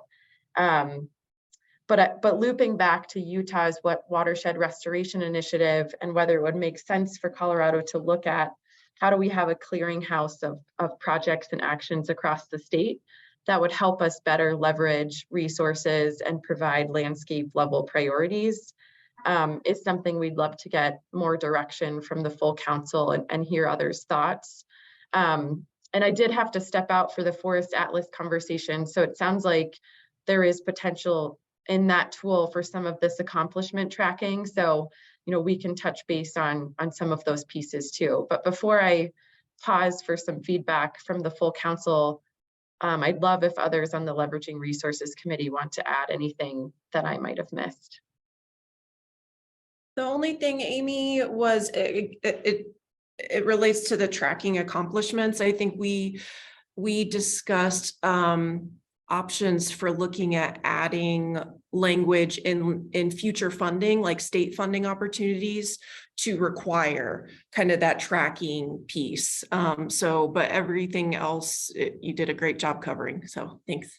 Yeah. And thank you for your leadership. Well, thank you. A great point, Christina, of, one of the pieces we've talked about is to make a tool like this effective. When you receive state funding in guidelines, we'd have to have a commitment that this tool is being updated and effective.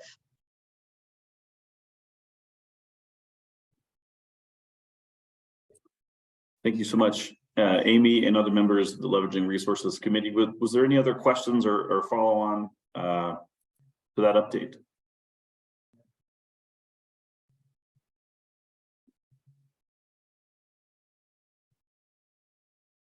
All right, seeing none, we'll move on to Commissioner Shadwick McNally will lead us through a conversation that will also include Elizabeth Joyce as it relates to how we want to move forward in giving some direction on the committee to engage in real time as it relates to legislative activities. And with that, I'll turn it over to Commissioner Shadwick McNally.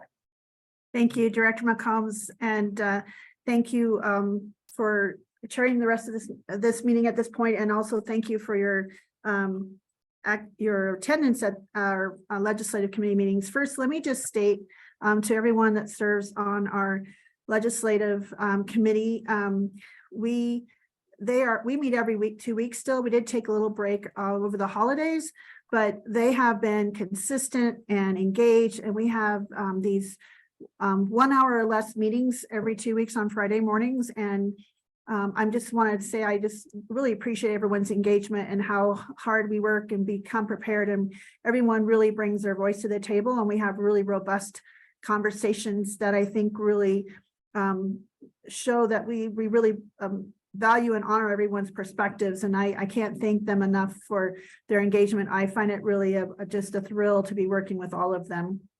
And we've been doing a lot of work. So with that, we do have kind of a core group that have been coming, and to be able to meet quorum so that we can approve our minutes and advance some of these ideas, we had we re-engaged folks and asked them to recommit to either being a voting member or to still commit to coming but not being a voting member, or just kind of reconfirm their attendance at these meetings, because we did recognize that we needed to have a quorum to be able to discuss some of these items or to make some recommendations. So we have done that, and we've had, I don't remember the exact amount, but I think we had 2 or 3 folks who opted just to be coming to the meetings but not voting members, because they knew they may not be as consistent since we are meeting so often.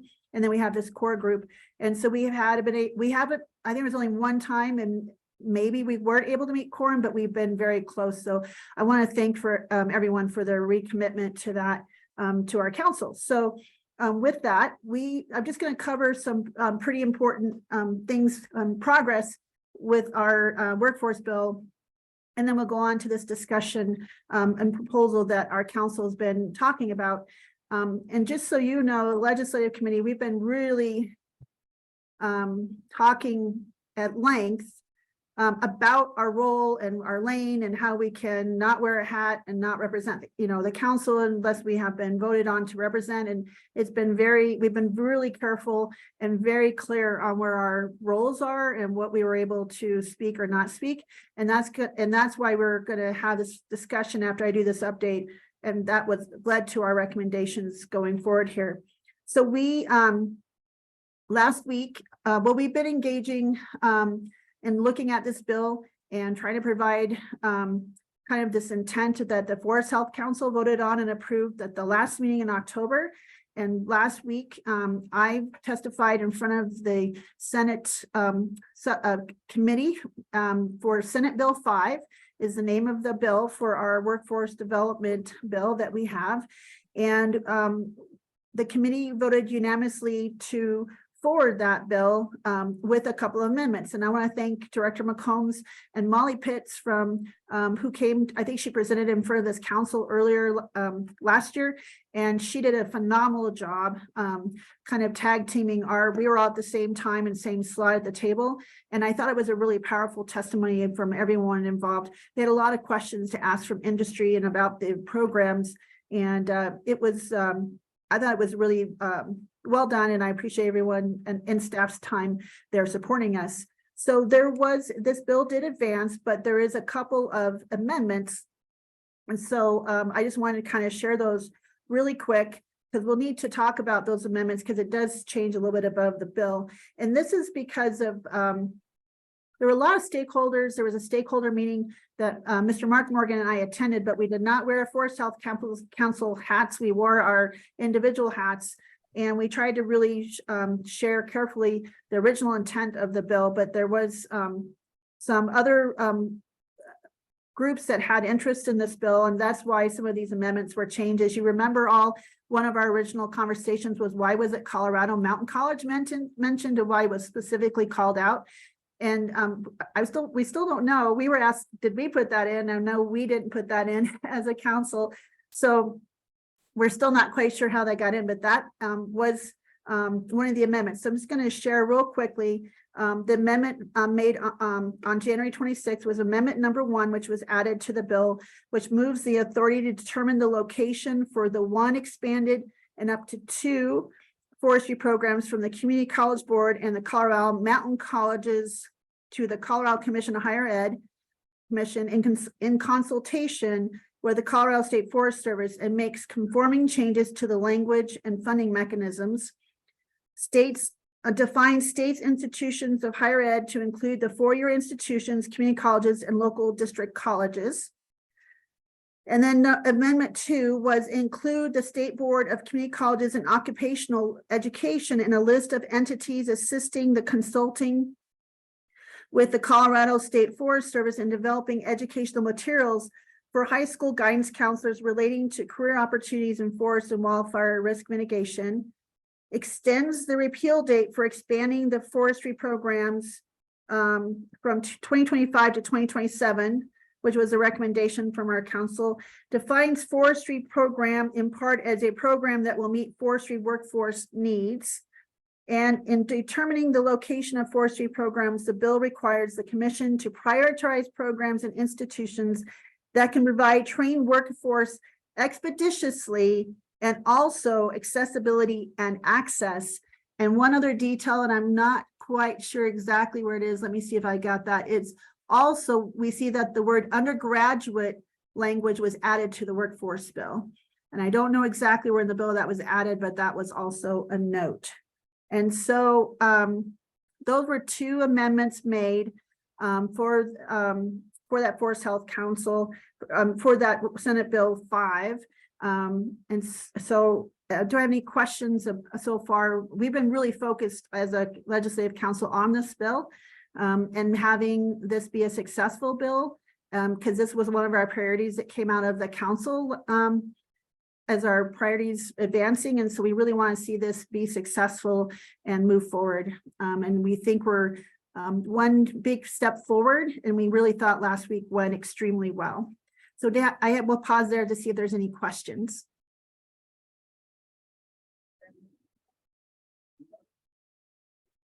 Hey, Jody, I don't have a question. I should call you Commissioner Shattuck McNally too. Sorry about that. But just wanted to again applaud you and thank you for your phenomenal work in this group. Review the documents and really appreciate you all treating this as an advisory committee to this council, giving us an opportunity to really hear and understand that legislation. So appreciate all the incredible work and really all the respect and work you're doing with us. We appreciate that. Thank you. Thank you, Commissioner. I appreciate that. We do feel like we are I didn't even have to look that hard. Trying to advise the committee and trying to really provide those insights. Back here, it's OCR. I'm not I sure. don't know about the index and barcode, so We're gonna take a at time least out. there's that. But this is Somebody is a manual unmuted. for it, and then she also gave me this, which like I said, I don't know if you need this parts of it. Hey, Courtney, if you have magic powers, thank you. Yeah, thank you very much. So with that, I guess I'm trying to see where we go here. We have, I think you all received some possible motion language. Courtney, did they all receive that or just the one that I'm suggesting a motion?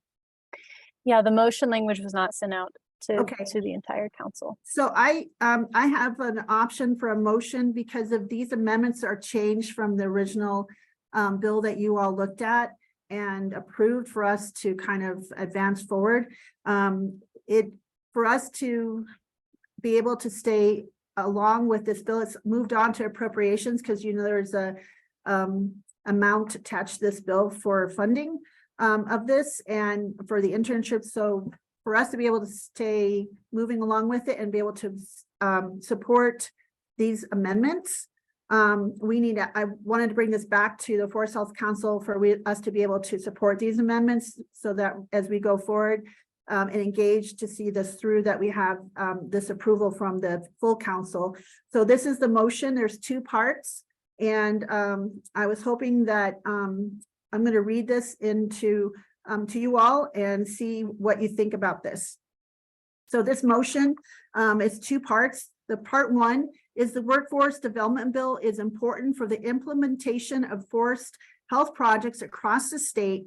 I move to support the Workforce Development Bill with the amendments that have been reviewed, L001 and L002, and to support the Workforce Development Bill with future amendments that may be made which did not change the intent of the legislation.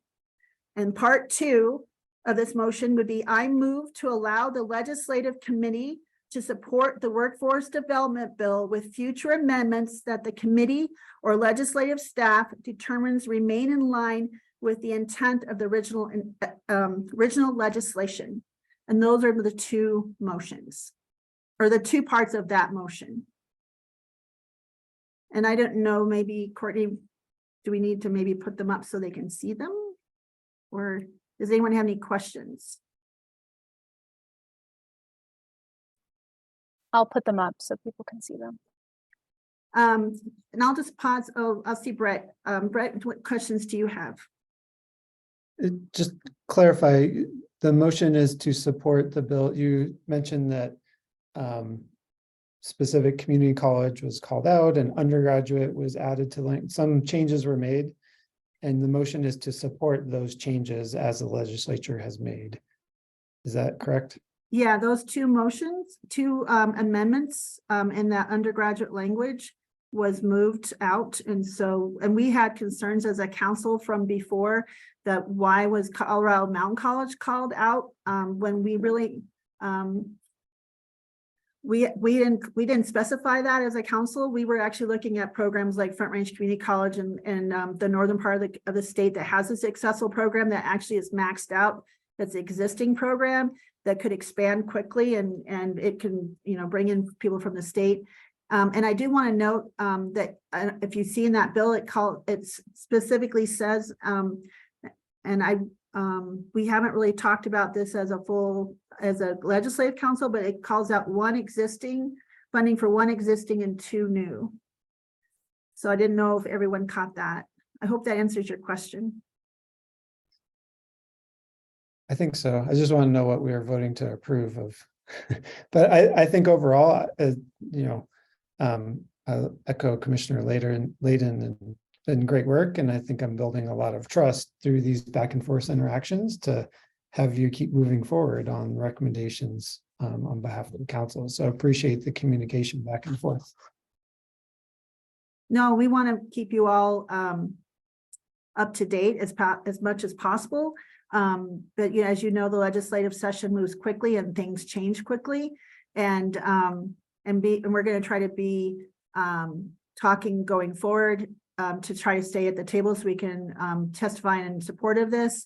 And but I think this was important for the council to achieve this goal of getting this legislation, because we recognize, I think it was even mentioned earlier today, that we need this workforce to be able to do this work. I think Director Gibbs even said there's been piles, you know, around kind of waiting, and there's work to do, and we just need those boots on the ground, I guess, for lack of a better word. So there's the two motions. So we have any other questions? And let me just ask from the Legislative Council, you guys are awesome and amazing. Do you have anything else that I didn't catch or didn't talk about yet? As we're the other part of the conversation will come next, but anything I missed from our meetings from October till now, or any other comments that I did not quite cover from our committee?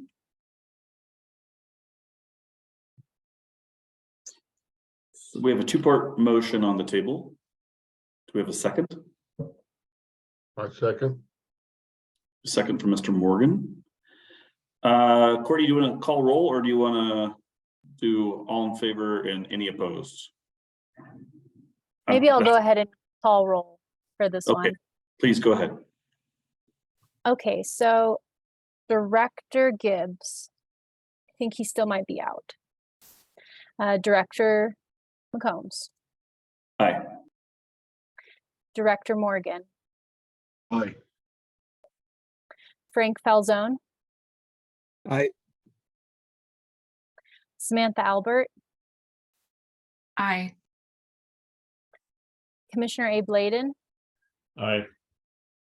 Commissioner Jody Shattuck McNally. Aye. Ethan Bushels. Aye. Brett Wolk. Aye. Christina Beery. Aye. Amy Moyer. Aye. Mark Morgan. Aye. Carol Walker. Sorry, aye. Thanks, Carol. And Julie Stinsel, Aye. Christy Belton, Aye. Pat Dorsey, Aye. and Katie McGrath Novak. Aye. Great. Thank you all for that support. And if you have further questions or concerns, you can always, I guess, reach out to staff or, contact the legislative. I don't know, maybe through emails, just further questions, because I know we can't really talk. I guess we could talk about the bill previously. And speaking of which, as we look going forward, we've had a lot of discussions about an idea we're bringing to you regarding this kind of work as a legislative council, because I think anyone that's seen legislation come and go, it can quickly change direction or be amended. And we've been trying to really stay within what the council has approved for the bill and original intent.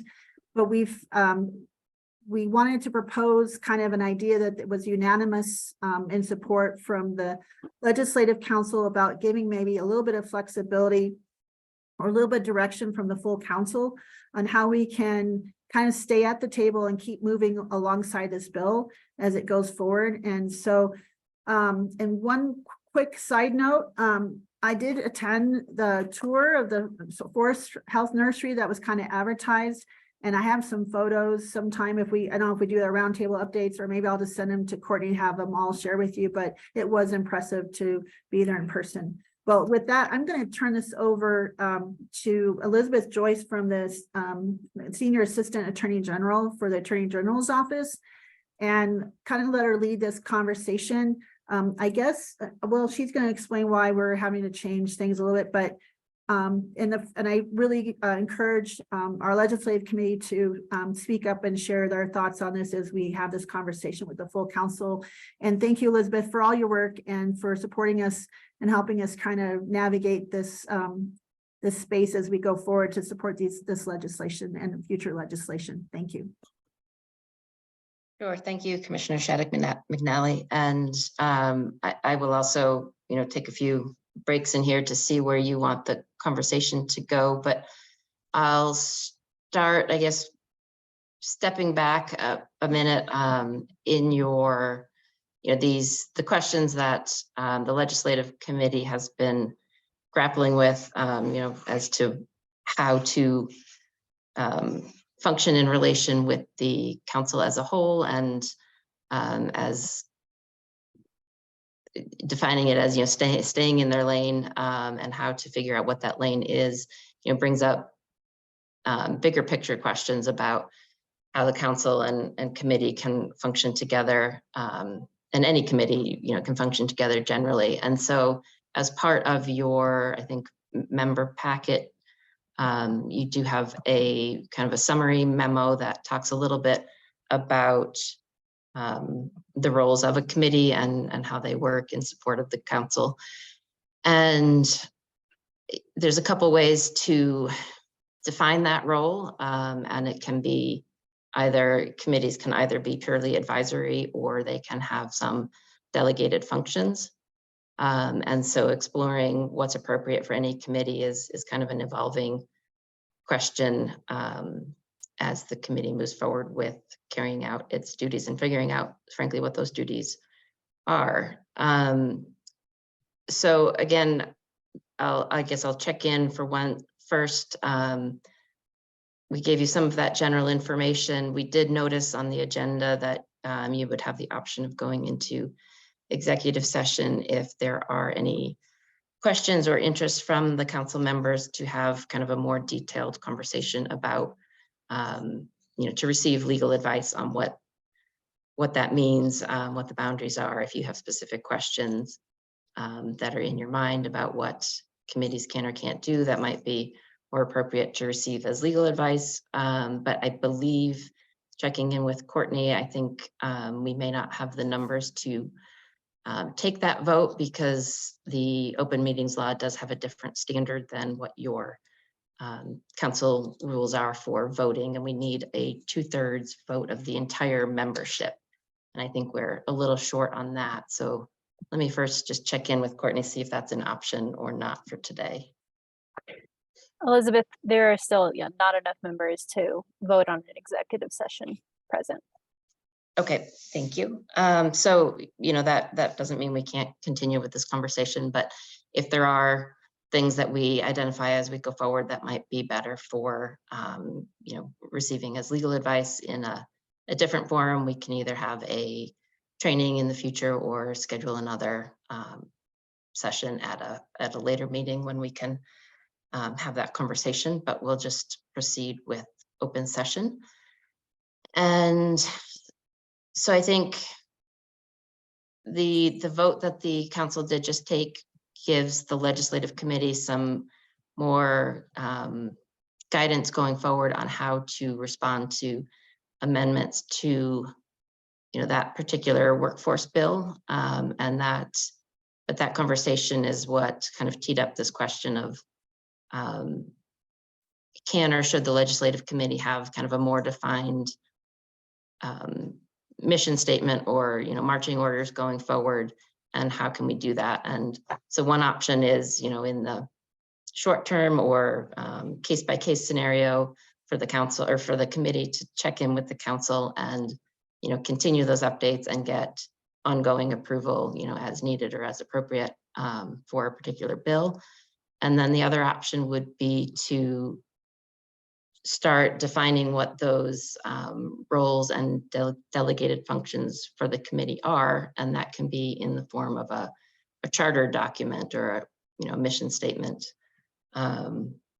And so at the last legislative committee meeting, we did look at a draft charter that would lay out what some of those duties and authorities are for the committee, and have a draft of that if the council wants to consider that as an option to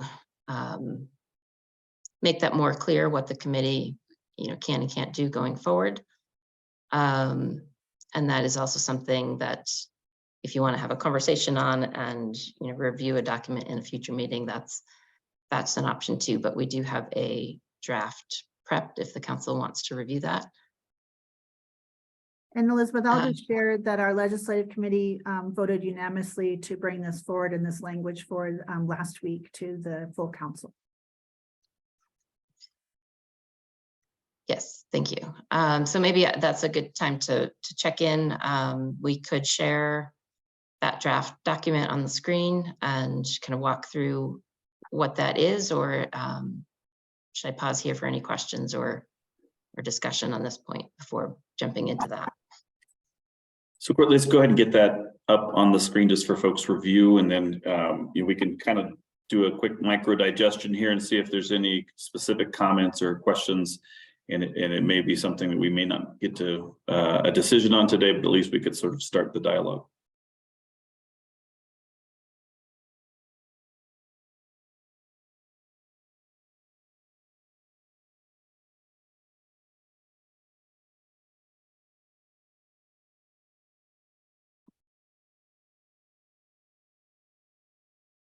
Okay, so I'm not seeing or hearing any questions. So I can just give a quick overview of what this is. And again, the purpose of this is so that, so when the legislative committee was formed, there was really no concrete understanding of how it would be structured or the focus of the duties or a specific delegation of tasks, and that has developed over time. And this was an attempt to try to memorialize what the committee has been doing and ways that it can continue to function within the lane that you want it to. So I think, Elizabeth, so this is Abe, and I read through this and I'm fine with all of it. I did see one provision where it spoke about testifying at the legislature, and I think it makes sense to have the members of the committee really be the default to provide that testimony. But I do imagine there are circumstances when experts in this committee and the larger council or elected officials it may be beneficial to have those individuals testify as well. So I might propose an amendment there if that would please the larger council.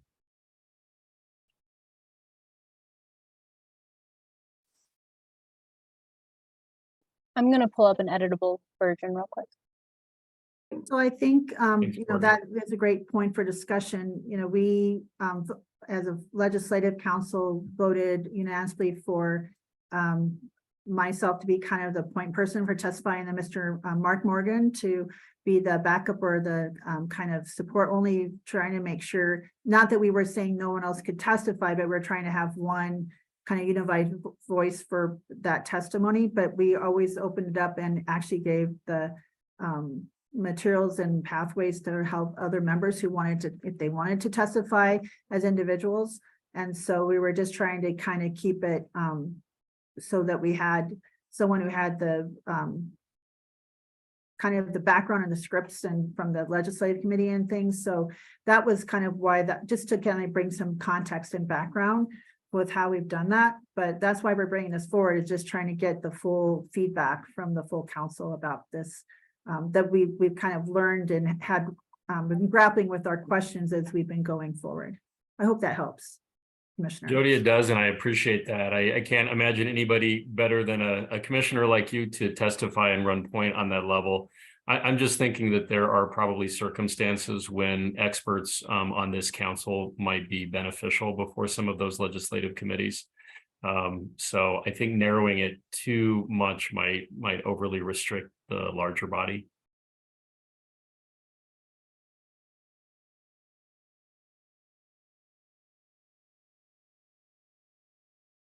Thanks, Commissioner Layden. I think we can make that change, and I'm just curious in general, really what we're trying to resolve here is some efficiency and the tension of a committee being able to represent the council at large without, consistent interactions besides our meetings, which don't align with the pace and intensity of the legislative session.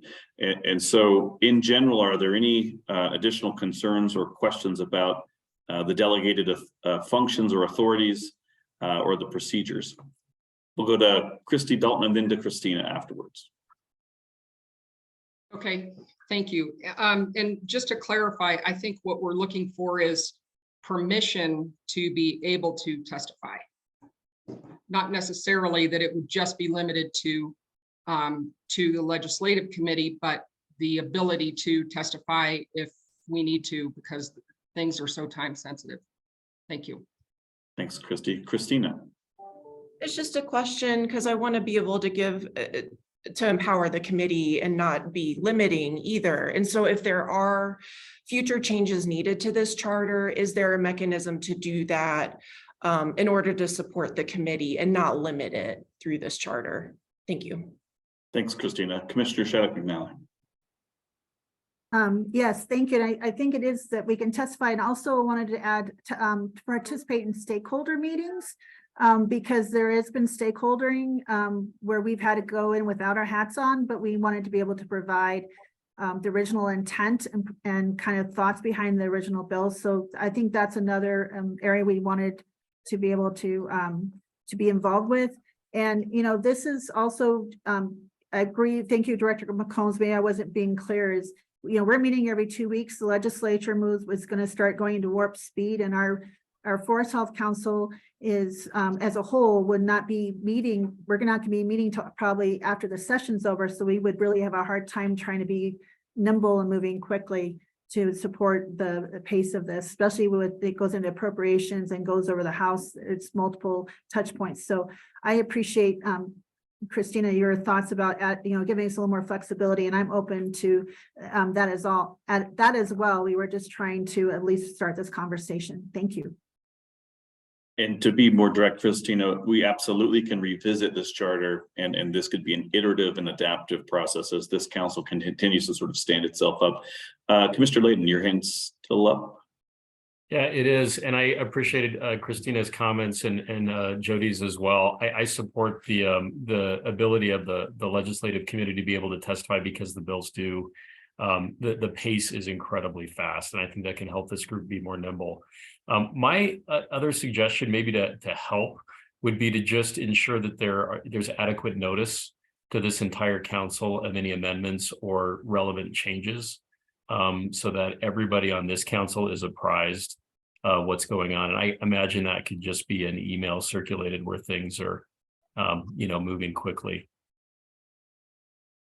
Thanks, Commissioner. That's absolutely something we can incorporate, and I think we'll get into that habit as the pace and the opportunities for us to continue to leverage this extremely influential stakeholder group and making good policy. Ms. Walker. Thanks, Matt. Just as you know, would want to offer stakeholder support from the private sector. We have a cadre of lobbyists, as you know, down at the Capitol on a daily basis. My lobbyist has an office across the street. I come in to testify regularly. So if there's ever a bill that the council supports that we can lend our support to as another voice at the table for testimony, happy to do that. And we follow everything pretty closely and like I say, able to react very quickly. So if that is ever something that would be helpful to the legislative committee, happy to help out how we can. Thank you so much. Carol, any other comments or questions? Any unvoiced concerns or feedback?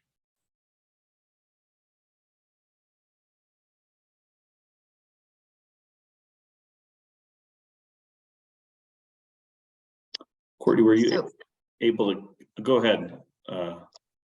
Yeah, I was going to ask if so there was a suggestion that there amendments to bills get noticed to the council as sort of an email update, and I'm not sure if that was incorporated here as a suggested edit. That could be something Elizabeth, added into this B.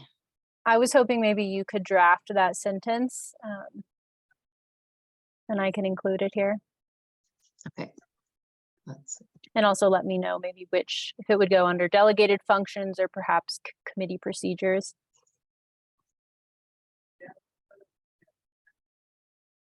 Yeah, I would suggest maybe, so in that section B, that does talk about under the delegated functions, that addresses that the situation that you had to consider today when there are amendments, that the committee can continue to support them. And the caveat we included here is that so long as the committee support continues to be unanimous, and if it's not, then the committee will check back in with the council. We could add a sentence that says, when an amendment is proposed, the committee will provide written update to the council members, and the council members can request, discussion at the next meeting, or call an emergency meeting if there is disagreement over support of an amendment, something along those lines.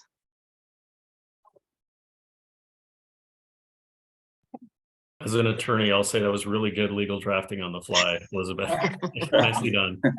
I know usually a sentence can take 45 minutes to draft, so I'm sure we'll second guess it. But I was about to say thank you for the council's patience as we make these changes on the fly. Elizabeth, I think I missed the second sentence or the second part of that. Can you just repeat it? I want to make sure I get this just right. Maybe if any member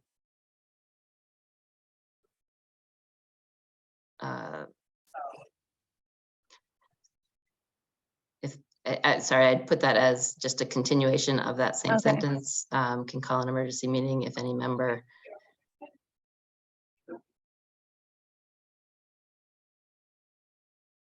maybe just if any member chooses. Okay.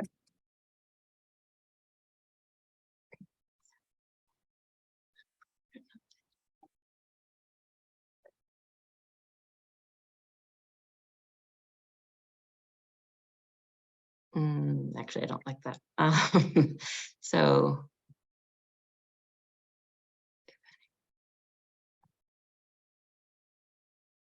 how about if any member wishes to discuss the proposed amendment? Okay.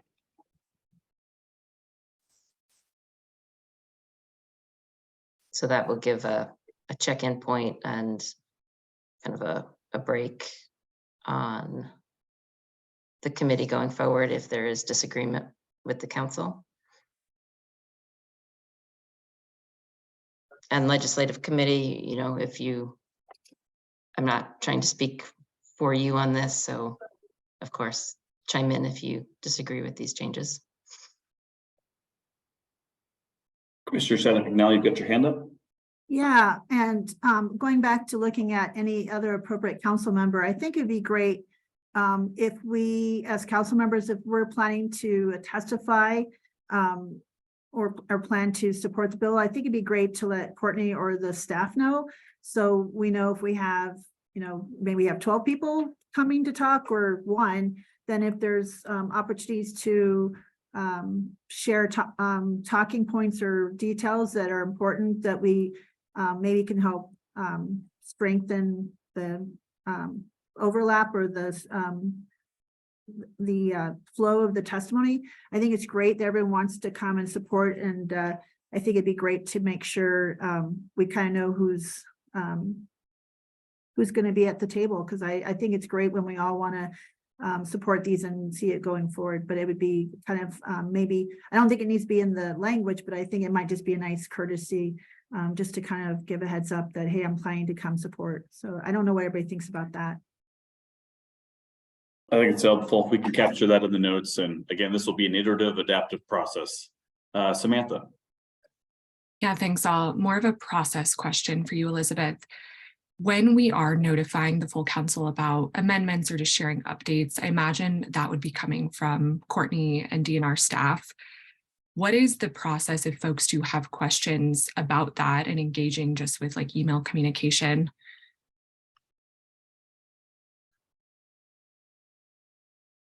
I'm sorry, you're saying if the council members have questions about an amendment, is that what you're?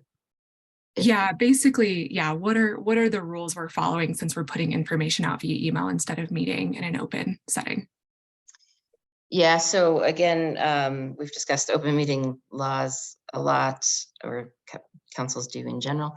Any, you know, communication between the council members is potentially considered a meeting for purposes of that. And so generally the email communications, I believe the procedure that Courtney and others are following is, you know, for something like that, the communication will come from Courtney. She'll include all of the members, and then there should not be, you know, a discussion between the members on the substance or the position of the council on whatever the subject of that is. That would be something that should be carried out in an open meeting. And so I think, you know, anything beyond receiving and sharing the informational update should be considered subject to open meetings requirement. And so if there is that follow-up discussion needed, then that could be at the next, you know, regular legislative committee meeting, or the next council's meeting, or an emergency meeting if needed.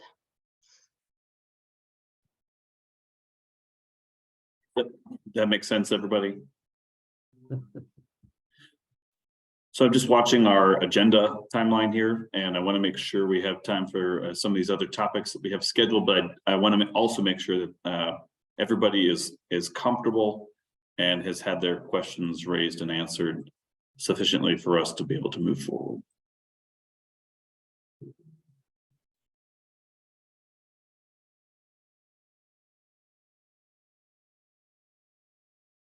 Okay, hearing none, Commissioner.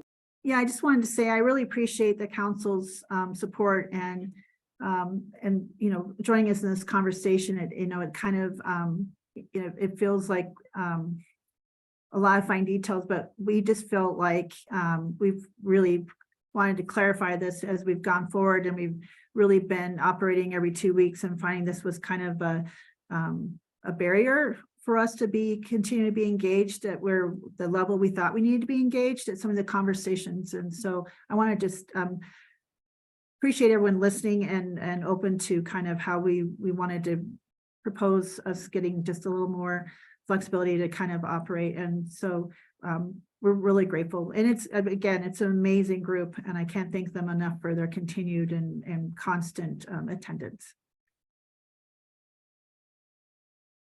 All right, so I guess the appropriate next step would be to endorse this with a vote, or are there other steps that I'm missing, Elizabeth or Courtney? No, I think, Courtney, if you have what you need as far as edits, then it would just need approval, you know, with the modifications made during the meeting today. So thank you. And with that, do we have a motion? I'll make that motion. And I'll second it. We have a first and second. Any final questions or discussion?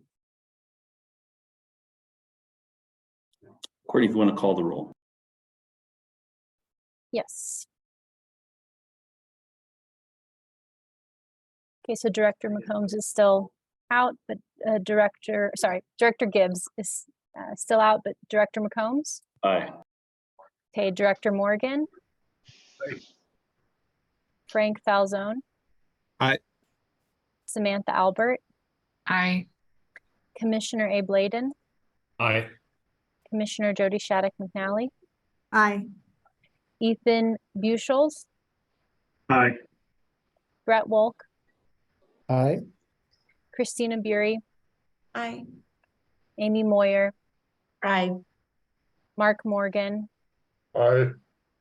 Carol Walker? Aye. Julie Stensel? Aye. Christy Belton? Aye. Pat Dorsey? Aye. And Katie McGrath Novak. Aye. Great. All That's right. Thank you so much. Well, the notes show that the vote was unanimous. And so, you know, we look forward as a legislative committee on being overly communicative and ensuring that we, in every step forward, are inclusive of all the voices and perspectives here. So thank you so much for your support in that regard. Next agenda item will be legislative updates from Daphne Gervais. I believe, are you with us, Daphne? I am. All right, you have the comment. Great. Well, good morning, council members. I appreciate the time this morning on your agenda. For those of you that I do not know, my name is Daphne Gervais. For about a month and a half now, I have been the Director of Legislative Affairs for DNR. So it's great to see some familiar faces. Previous to this role, I worked for Colorado Counties Incorporated, or CCI, which is a statewide association of counties. So it's great to see some familiar county commissioner faces on these calls. So I just have a couple of updates for you all today, and I will apologize in advance. I am in a corner of the Capitol, and I hope that it is quiet, but I do apologize if there's background noise. Just have a couple of bills that have been introduced so far to put on your radar, and happy to take any questions, or if you're hearing about bills, I'm also happy to take those. But the first one to talk about is House Bill 1060. This is a bill to update the State Forest Service tree nursery. So this would require the State Forest Service to make certain upgrades and improvements to their tree nursery to expand its capacity and its ability to contribute to reforestation efforts around the state. The bill directs the General Assembly to appropriate money to the tree nursery in the 23-24 fiscal year, and it outlines the uses for that additional appropriation. I will note that the State Forest Service is currently working with the bill sponsors on this one on some amendments. The bill language is pretty prescriptive on what that appropriation is intended for, and we need to make sure that it lines up with some out of year costs from House Bill 1323, which actually passed, I believe it was just last session, and also allocated some resources to the tree nursery. So I believe that conversations are underway with the bill sponsor just to make sure that these additional resources are going to what is most needed and complementary to last year's effort. So Director McCombs, I don't know if you had anything to add on that one. The only thing I would add is that we did conduct the assessment as required by law. That assessment's complete. We'll provide some outreach and info sheet materials to inform both members as well as this body on how those dollars will be spent and what the yield or return on investment might look like. So that's forthcoming and should be out by the end of the week. Great. And I'll just note that this one has been scheduled for a committee hearing, which is its first step in the legislative process. It's assigned to the House Agriculture, Water, and Natural Resources Committee and will be heard on Monday, February 6th. Are there any questions about that one before I move on? And feel free to raise your hand or just jump in. Director McCombs, can you just repeat something about what you just said about what the bill is? Sure. Just missed that sentence. Yeah, I apologize. So 5 million, the original ask was 10.6 roughly. In the last session, we received $5 million. The interim committee, Wildfire Matters Review, advanced a bill to address the remaining need. As part of the original bill, there was a required assessment to determine how these funds would be invested and what the return on investment could be. That assessment occurred in the fall. We contracted with a former nursery manager from the federal nursery system to do that work, and we're going to be providing an info sheet for members and again for this group and other interested stakeholders to describe specifically how those funds will be invested, and then would of course be willing to make any of the background data available as well. But the intent is to try to move forward all together with some of the refurbishments and investments that will take the current nursery's capacity to a whole new level. You know, the predicted, 350 to 400,000 annually. Our goal is right around 2 million seedlings annually with these investments. Did that answer your question, Brett? Yep, thank you. Mr. Morgan. Just a comment, as I understand this is the second half of really the bill to fund the work that needs to be done. And to me, it's critical that if you can possibly get it, we should be supportive of it, because it is it's the most efficient way to do things. Anytime you do things halfway and then you come back to it later, the cost to the public is always a lot more money. And right now, I think in this case, momentum is everything. And with the number of fires that we've got going, there's going to be a lot of demand for these seedlings. And I just think to be efficient about it, we really need to make sure that, I guess the question I'm asking is there plenty of political support to get this done? Is this gonna get where it needs to get? Are we going to get fruition? Are we going to get results? And if not, what could we do to push that along? Thanks, Mr. Morgan. Director McCombs, do you want to take that? I'm acknowledging we are neutral in the bill, technically. We are working to move towards a support position, but this is not in the governor's budget, and so we got to be thoughtful about competing priorities. That being said, this body support, I think, would be valuable, and we are certainly engaging with all interested stakeholders that share this vision of making Colorado an epicenter of reforestation in the Intermountain West going forward. But I would defer to Daphne's expert opinion on how marshaled support could come into being. Sure. Well, just taking a look at last year's bill, if I recall, it had strong bipartisan support. I don't know if there were any dissenting votes, but I do need to double check on that. So just given that pattern and general support from this legislature to support the nursery, I think that it would be in good shape. But the more voices that can really build up the need for additional capacity in this space, I think the better. Thank you. Any other questions, or shall we continue with the update? And just in the interest of time. Director McCombs, I see a couple hands from Commissioner Shattuck McNally and Mr. Bushels. Thank you.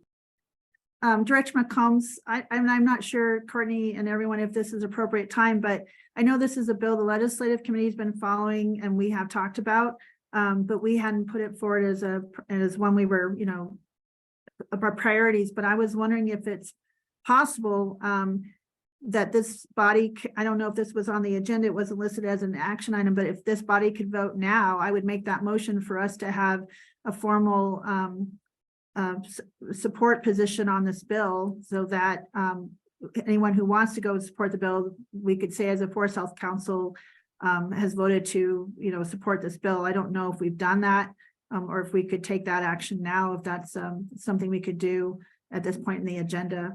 I would make that motion if we needed to, if we could. I don't know of any reason why we wouldn't. Well, I'll make that motion for us to support this forestry bill and signal our support as a council for this bill. I'll second.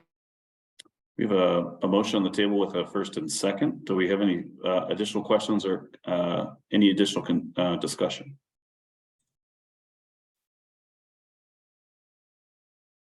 I see Ethan's hand up, and sorry, I don't want to butcher your last name. Oh, don't worry. It's a weird last name. I'm just curious, and this is more of the nitty gritty of this bill. Is there any attention paid towards seed sourcing, provenance selection, and items to address capacity in that matter, or is it just mainly focusing on the infrastructure, getting the nursery to the point where it has the ability to produce the seedlings, and then some of the other down and dirty details in the weeds are going to get into after those things occur? There is seed storage and seedling processing improvements, but there's nothing specific around genetics in the bill currently or in the assessment. But there's a inherent acknowledgement that that is a core component of any successful nursery's production capacity and production process. Any additional questions on the motion currently?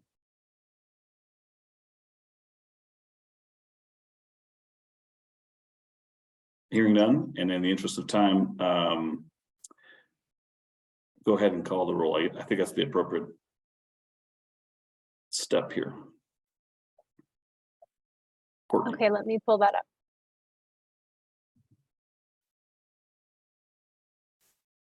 Okay, roll to support the motion to support the nursery bill. Director Gibbs? Aye. Director McCombs? Aye. Director Morgan? Aye. Frank Falzone? Aye. Samantha Albert? Aye. Commissioner Layden? Aye. Commissioner Shattuck McNally? Aye. Ethan Bushels? Aye. Brett Wolk? Aye. Christina Bury? Aye. Amy Moyer? Aye. Mark Morgan? Aye. Carol Walker?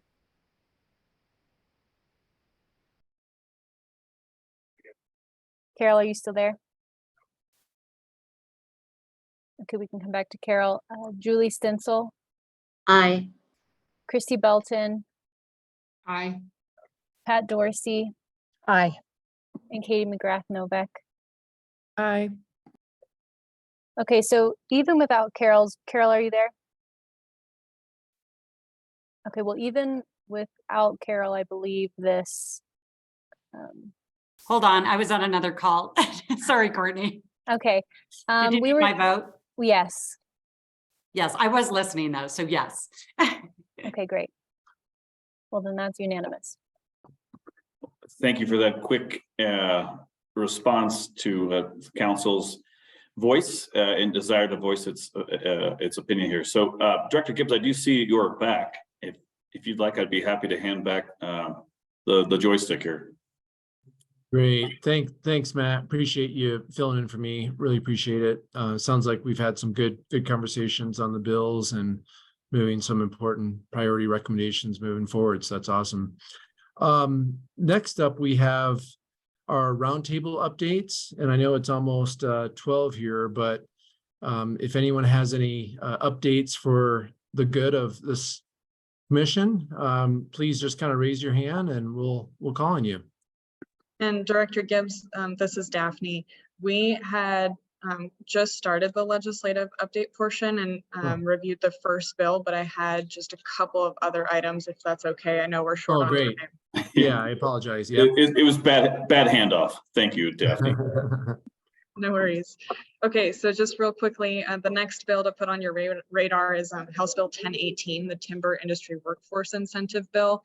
This is going to sound very similar to Senate Bill 5, which I believe Commissioner Shattuck McNally reviewed earlier.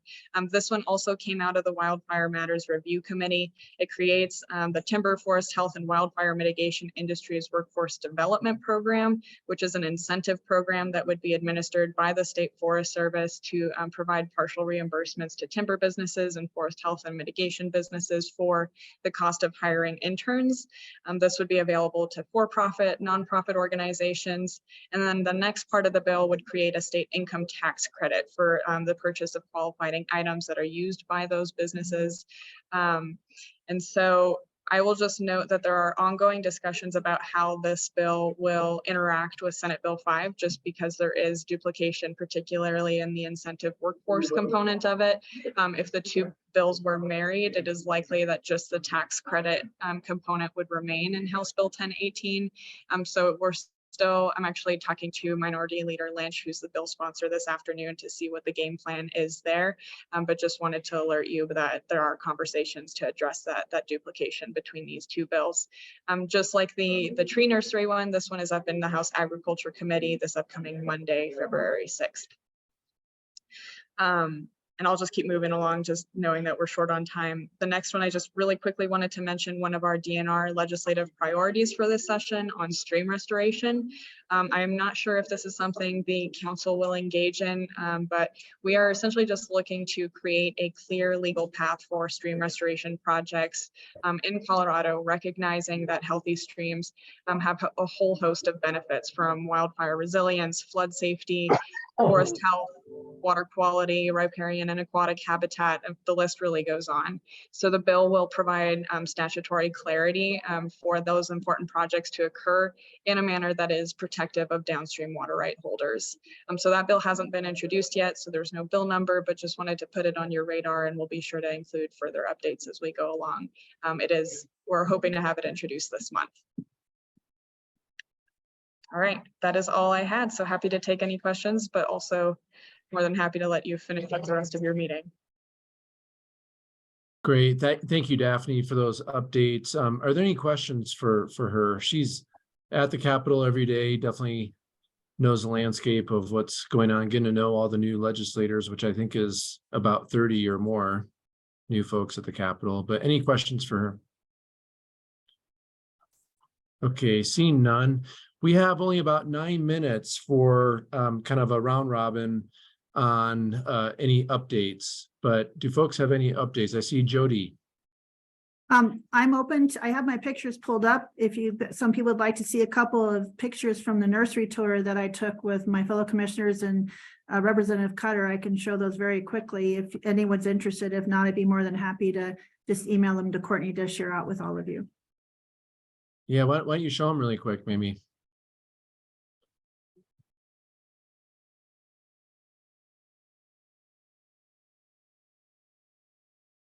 I'll let Director McCombs narrate my pictures. That would be insulation from the 70s in one of our seed planting buildings.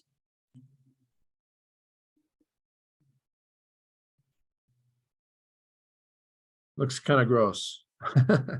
That is the remnants of a water leak that occurred when our also 1970s era facilities froze during the cold snap over the holiday, and we had some water issues. So when it rains, it pours. Hold on, I'm trying to pull up another one. Oops.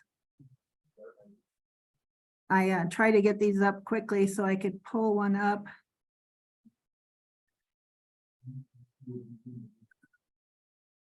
There's a fun one. That's some of us on the tour. And let me see if I can find one more. I apologize. I thought I had these so I could pull them up quickly. But I think seeing that you guys couldn't even be in the office was very striking. Let me see if I can pull up one more from my. All right, here's a good one. So Commissioner, I don't know if others are having the experience, but we're still in the hallway. Yeah, I'm trying to see if I can do this new share. No Hold on. worries.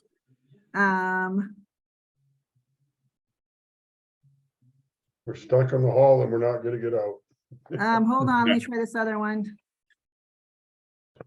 I'm still, there's still times with Zoom, I'm trying to figure out how I do that. So Yeah, yeah, you want to just explain kind of, there's definitely some needs. We know that. So certainly some needs, and as we look at our agenda for May, and hopefully hosting that meeting in person in Larimer County, there may be an opportunity for all of us to have some fun down at the nursery. So just know that's an option we're looking at as well. Last one. This is a good story. How's that one? There you go. That's some project work as part of some riparian restoration and support of the Windy Gap project. Familiar to many of you. yeah, looks great. Yeah, thanks for sharing those. Appreciate that. Yeah, thank you for letting me share. Yeah, other updates, Christina.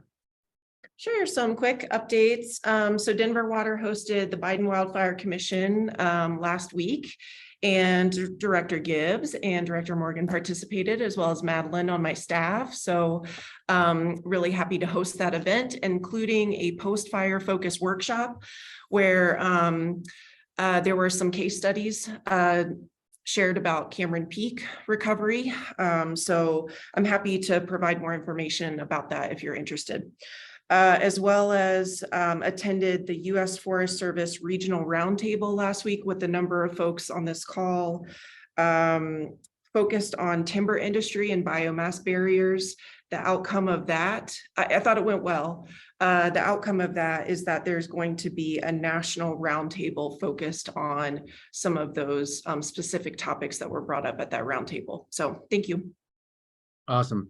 Thanks so much. I really appreciate you hosting us. That was a really productive couple day meetings, and it was just a perfect location. So it worked out really well. Other updates.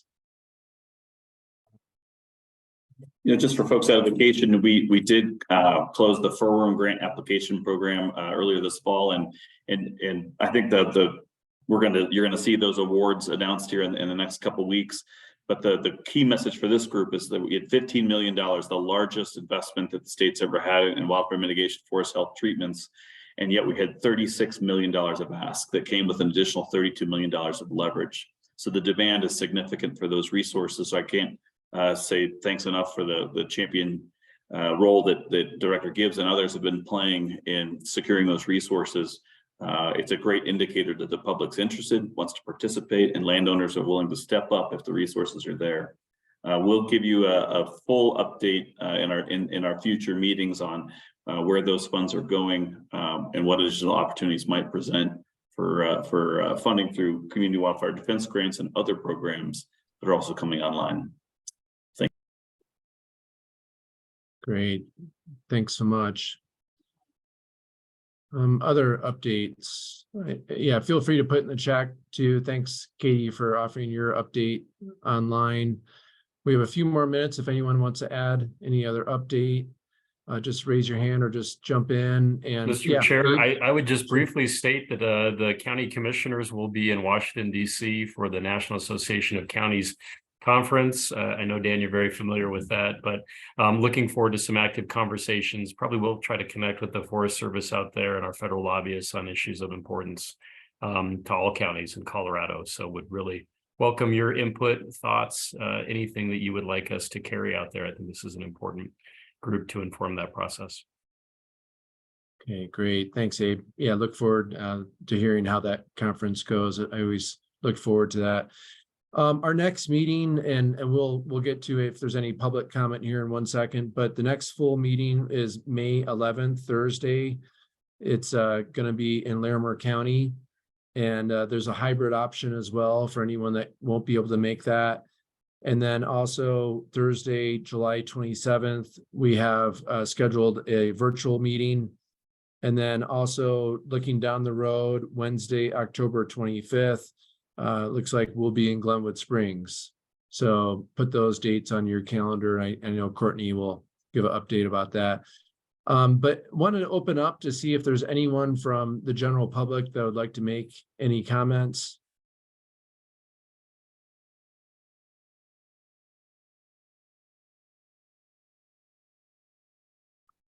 Just raise your hand. I just can't tell if there's anyone here that wants to make a comment that's not a formal voting member. I'll just kind of going once, going twice. Okay, seeing none. 11:59, so we're going to stop right at 12, so maybe even right now. So anything else for update that anyone wants to share?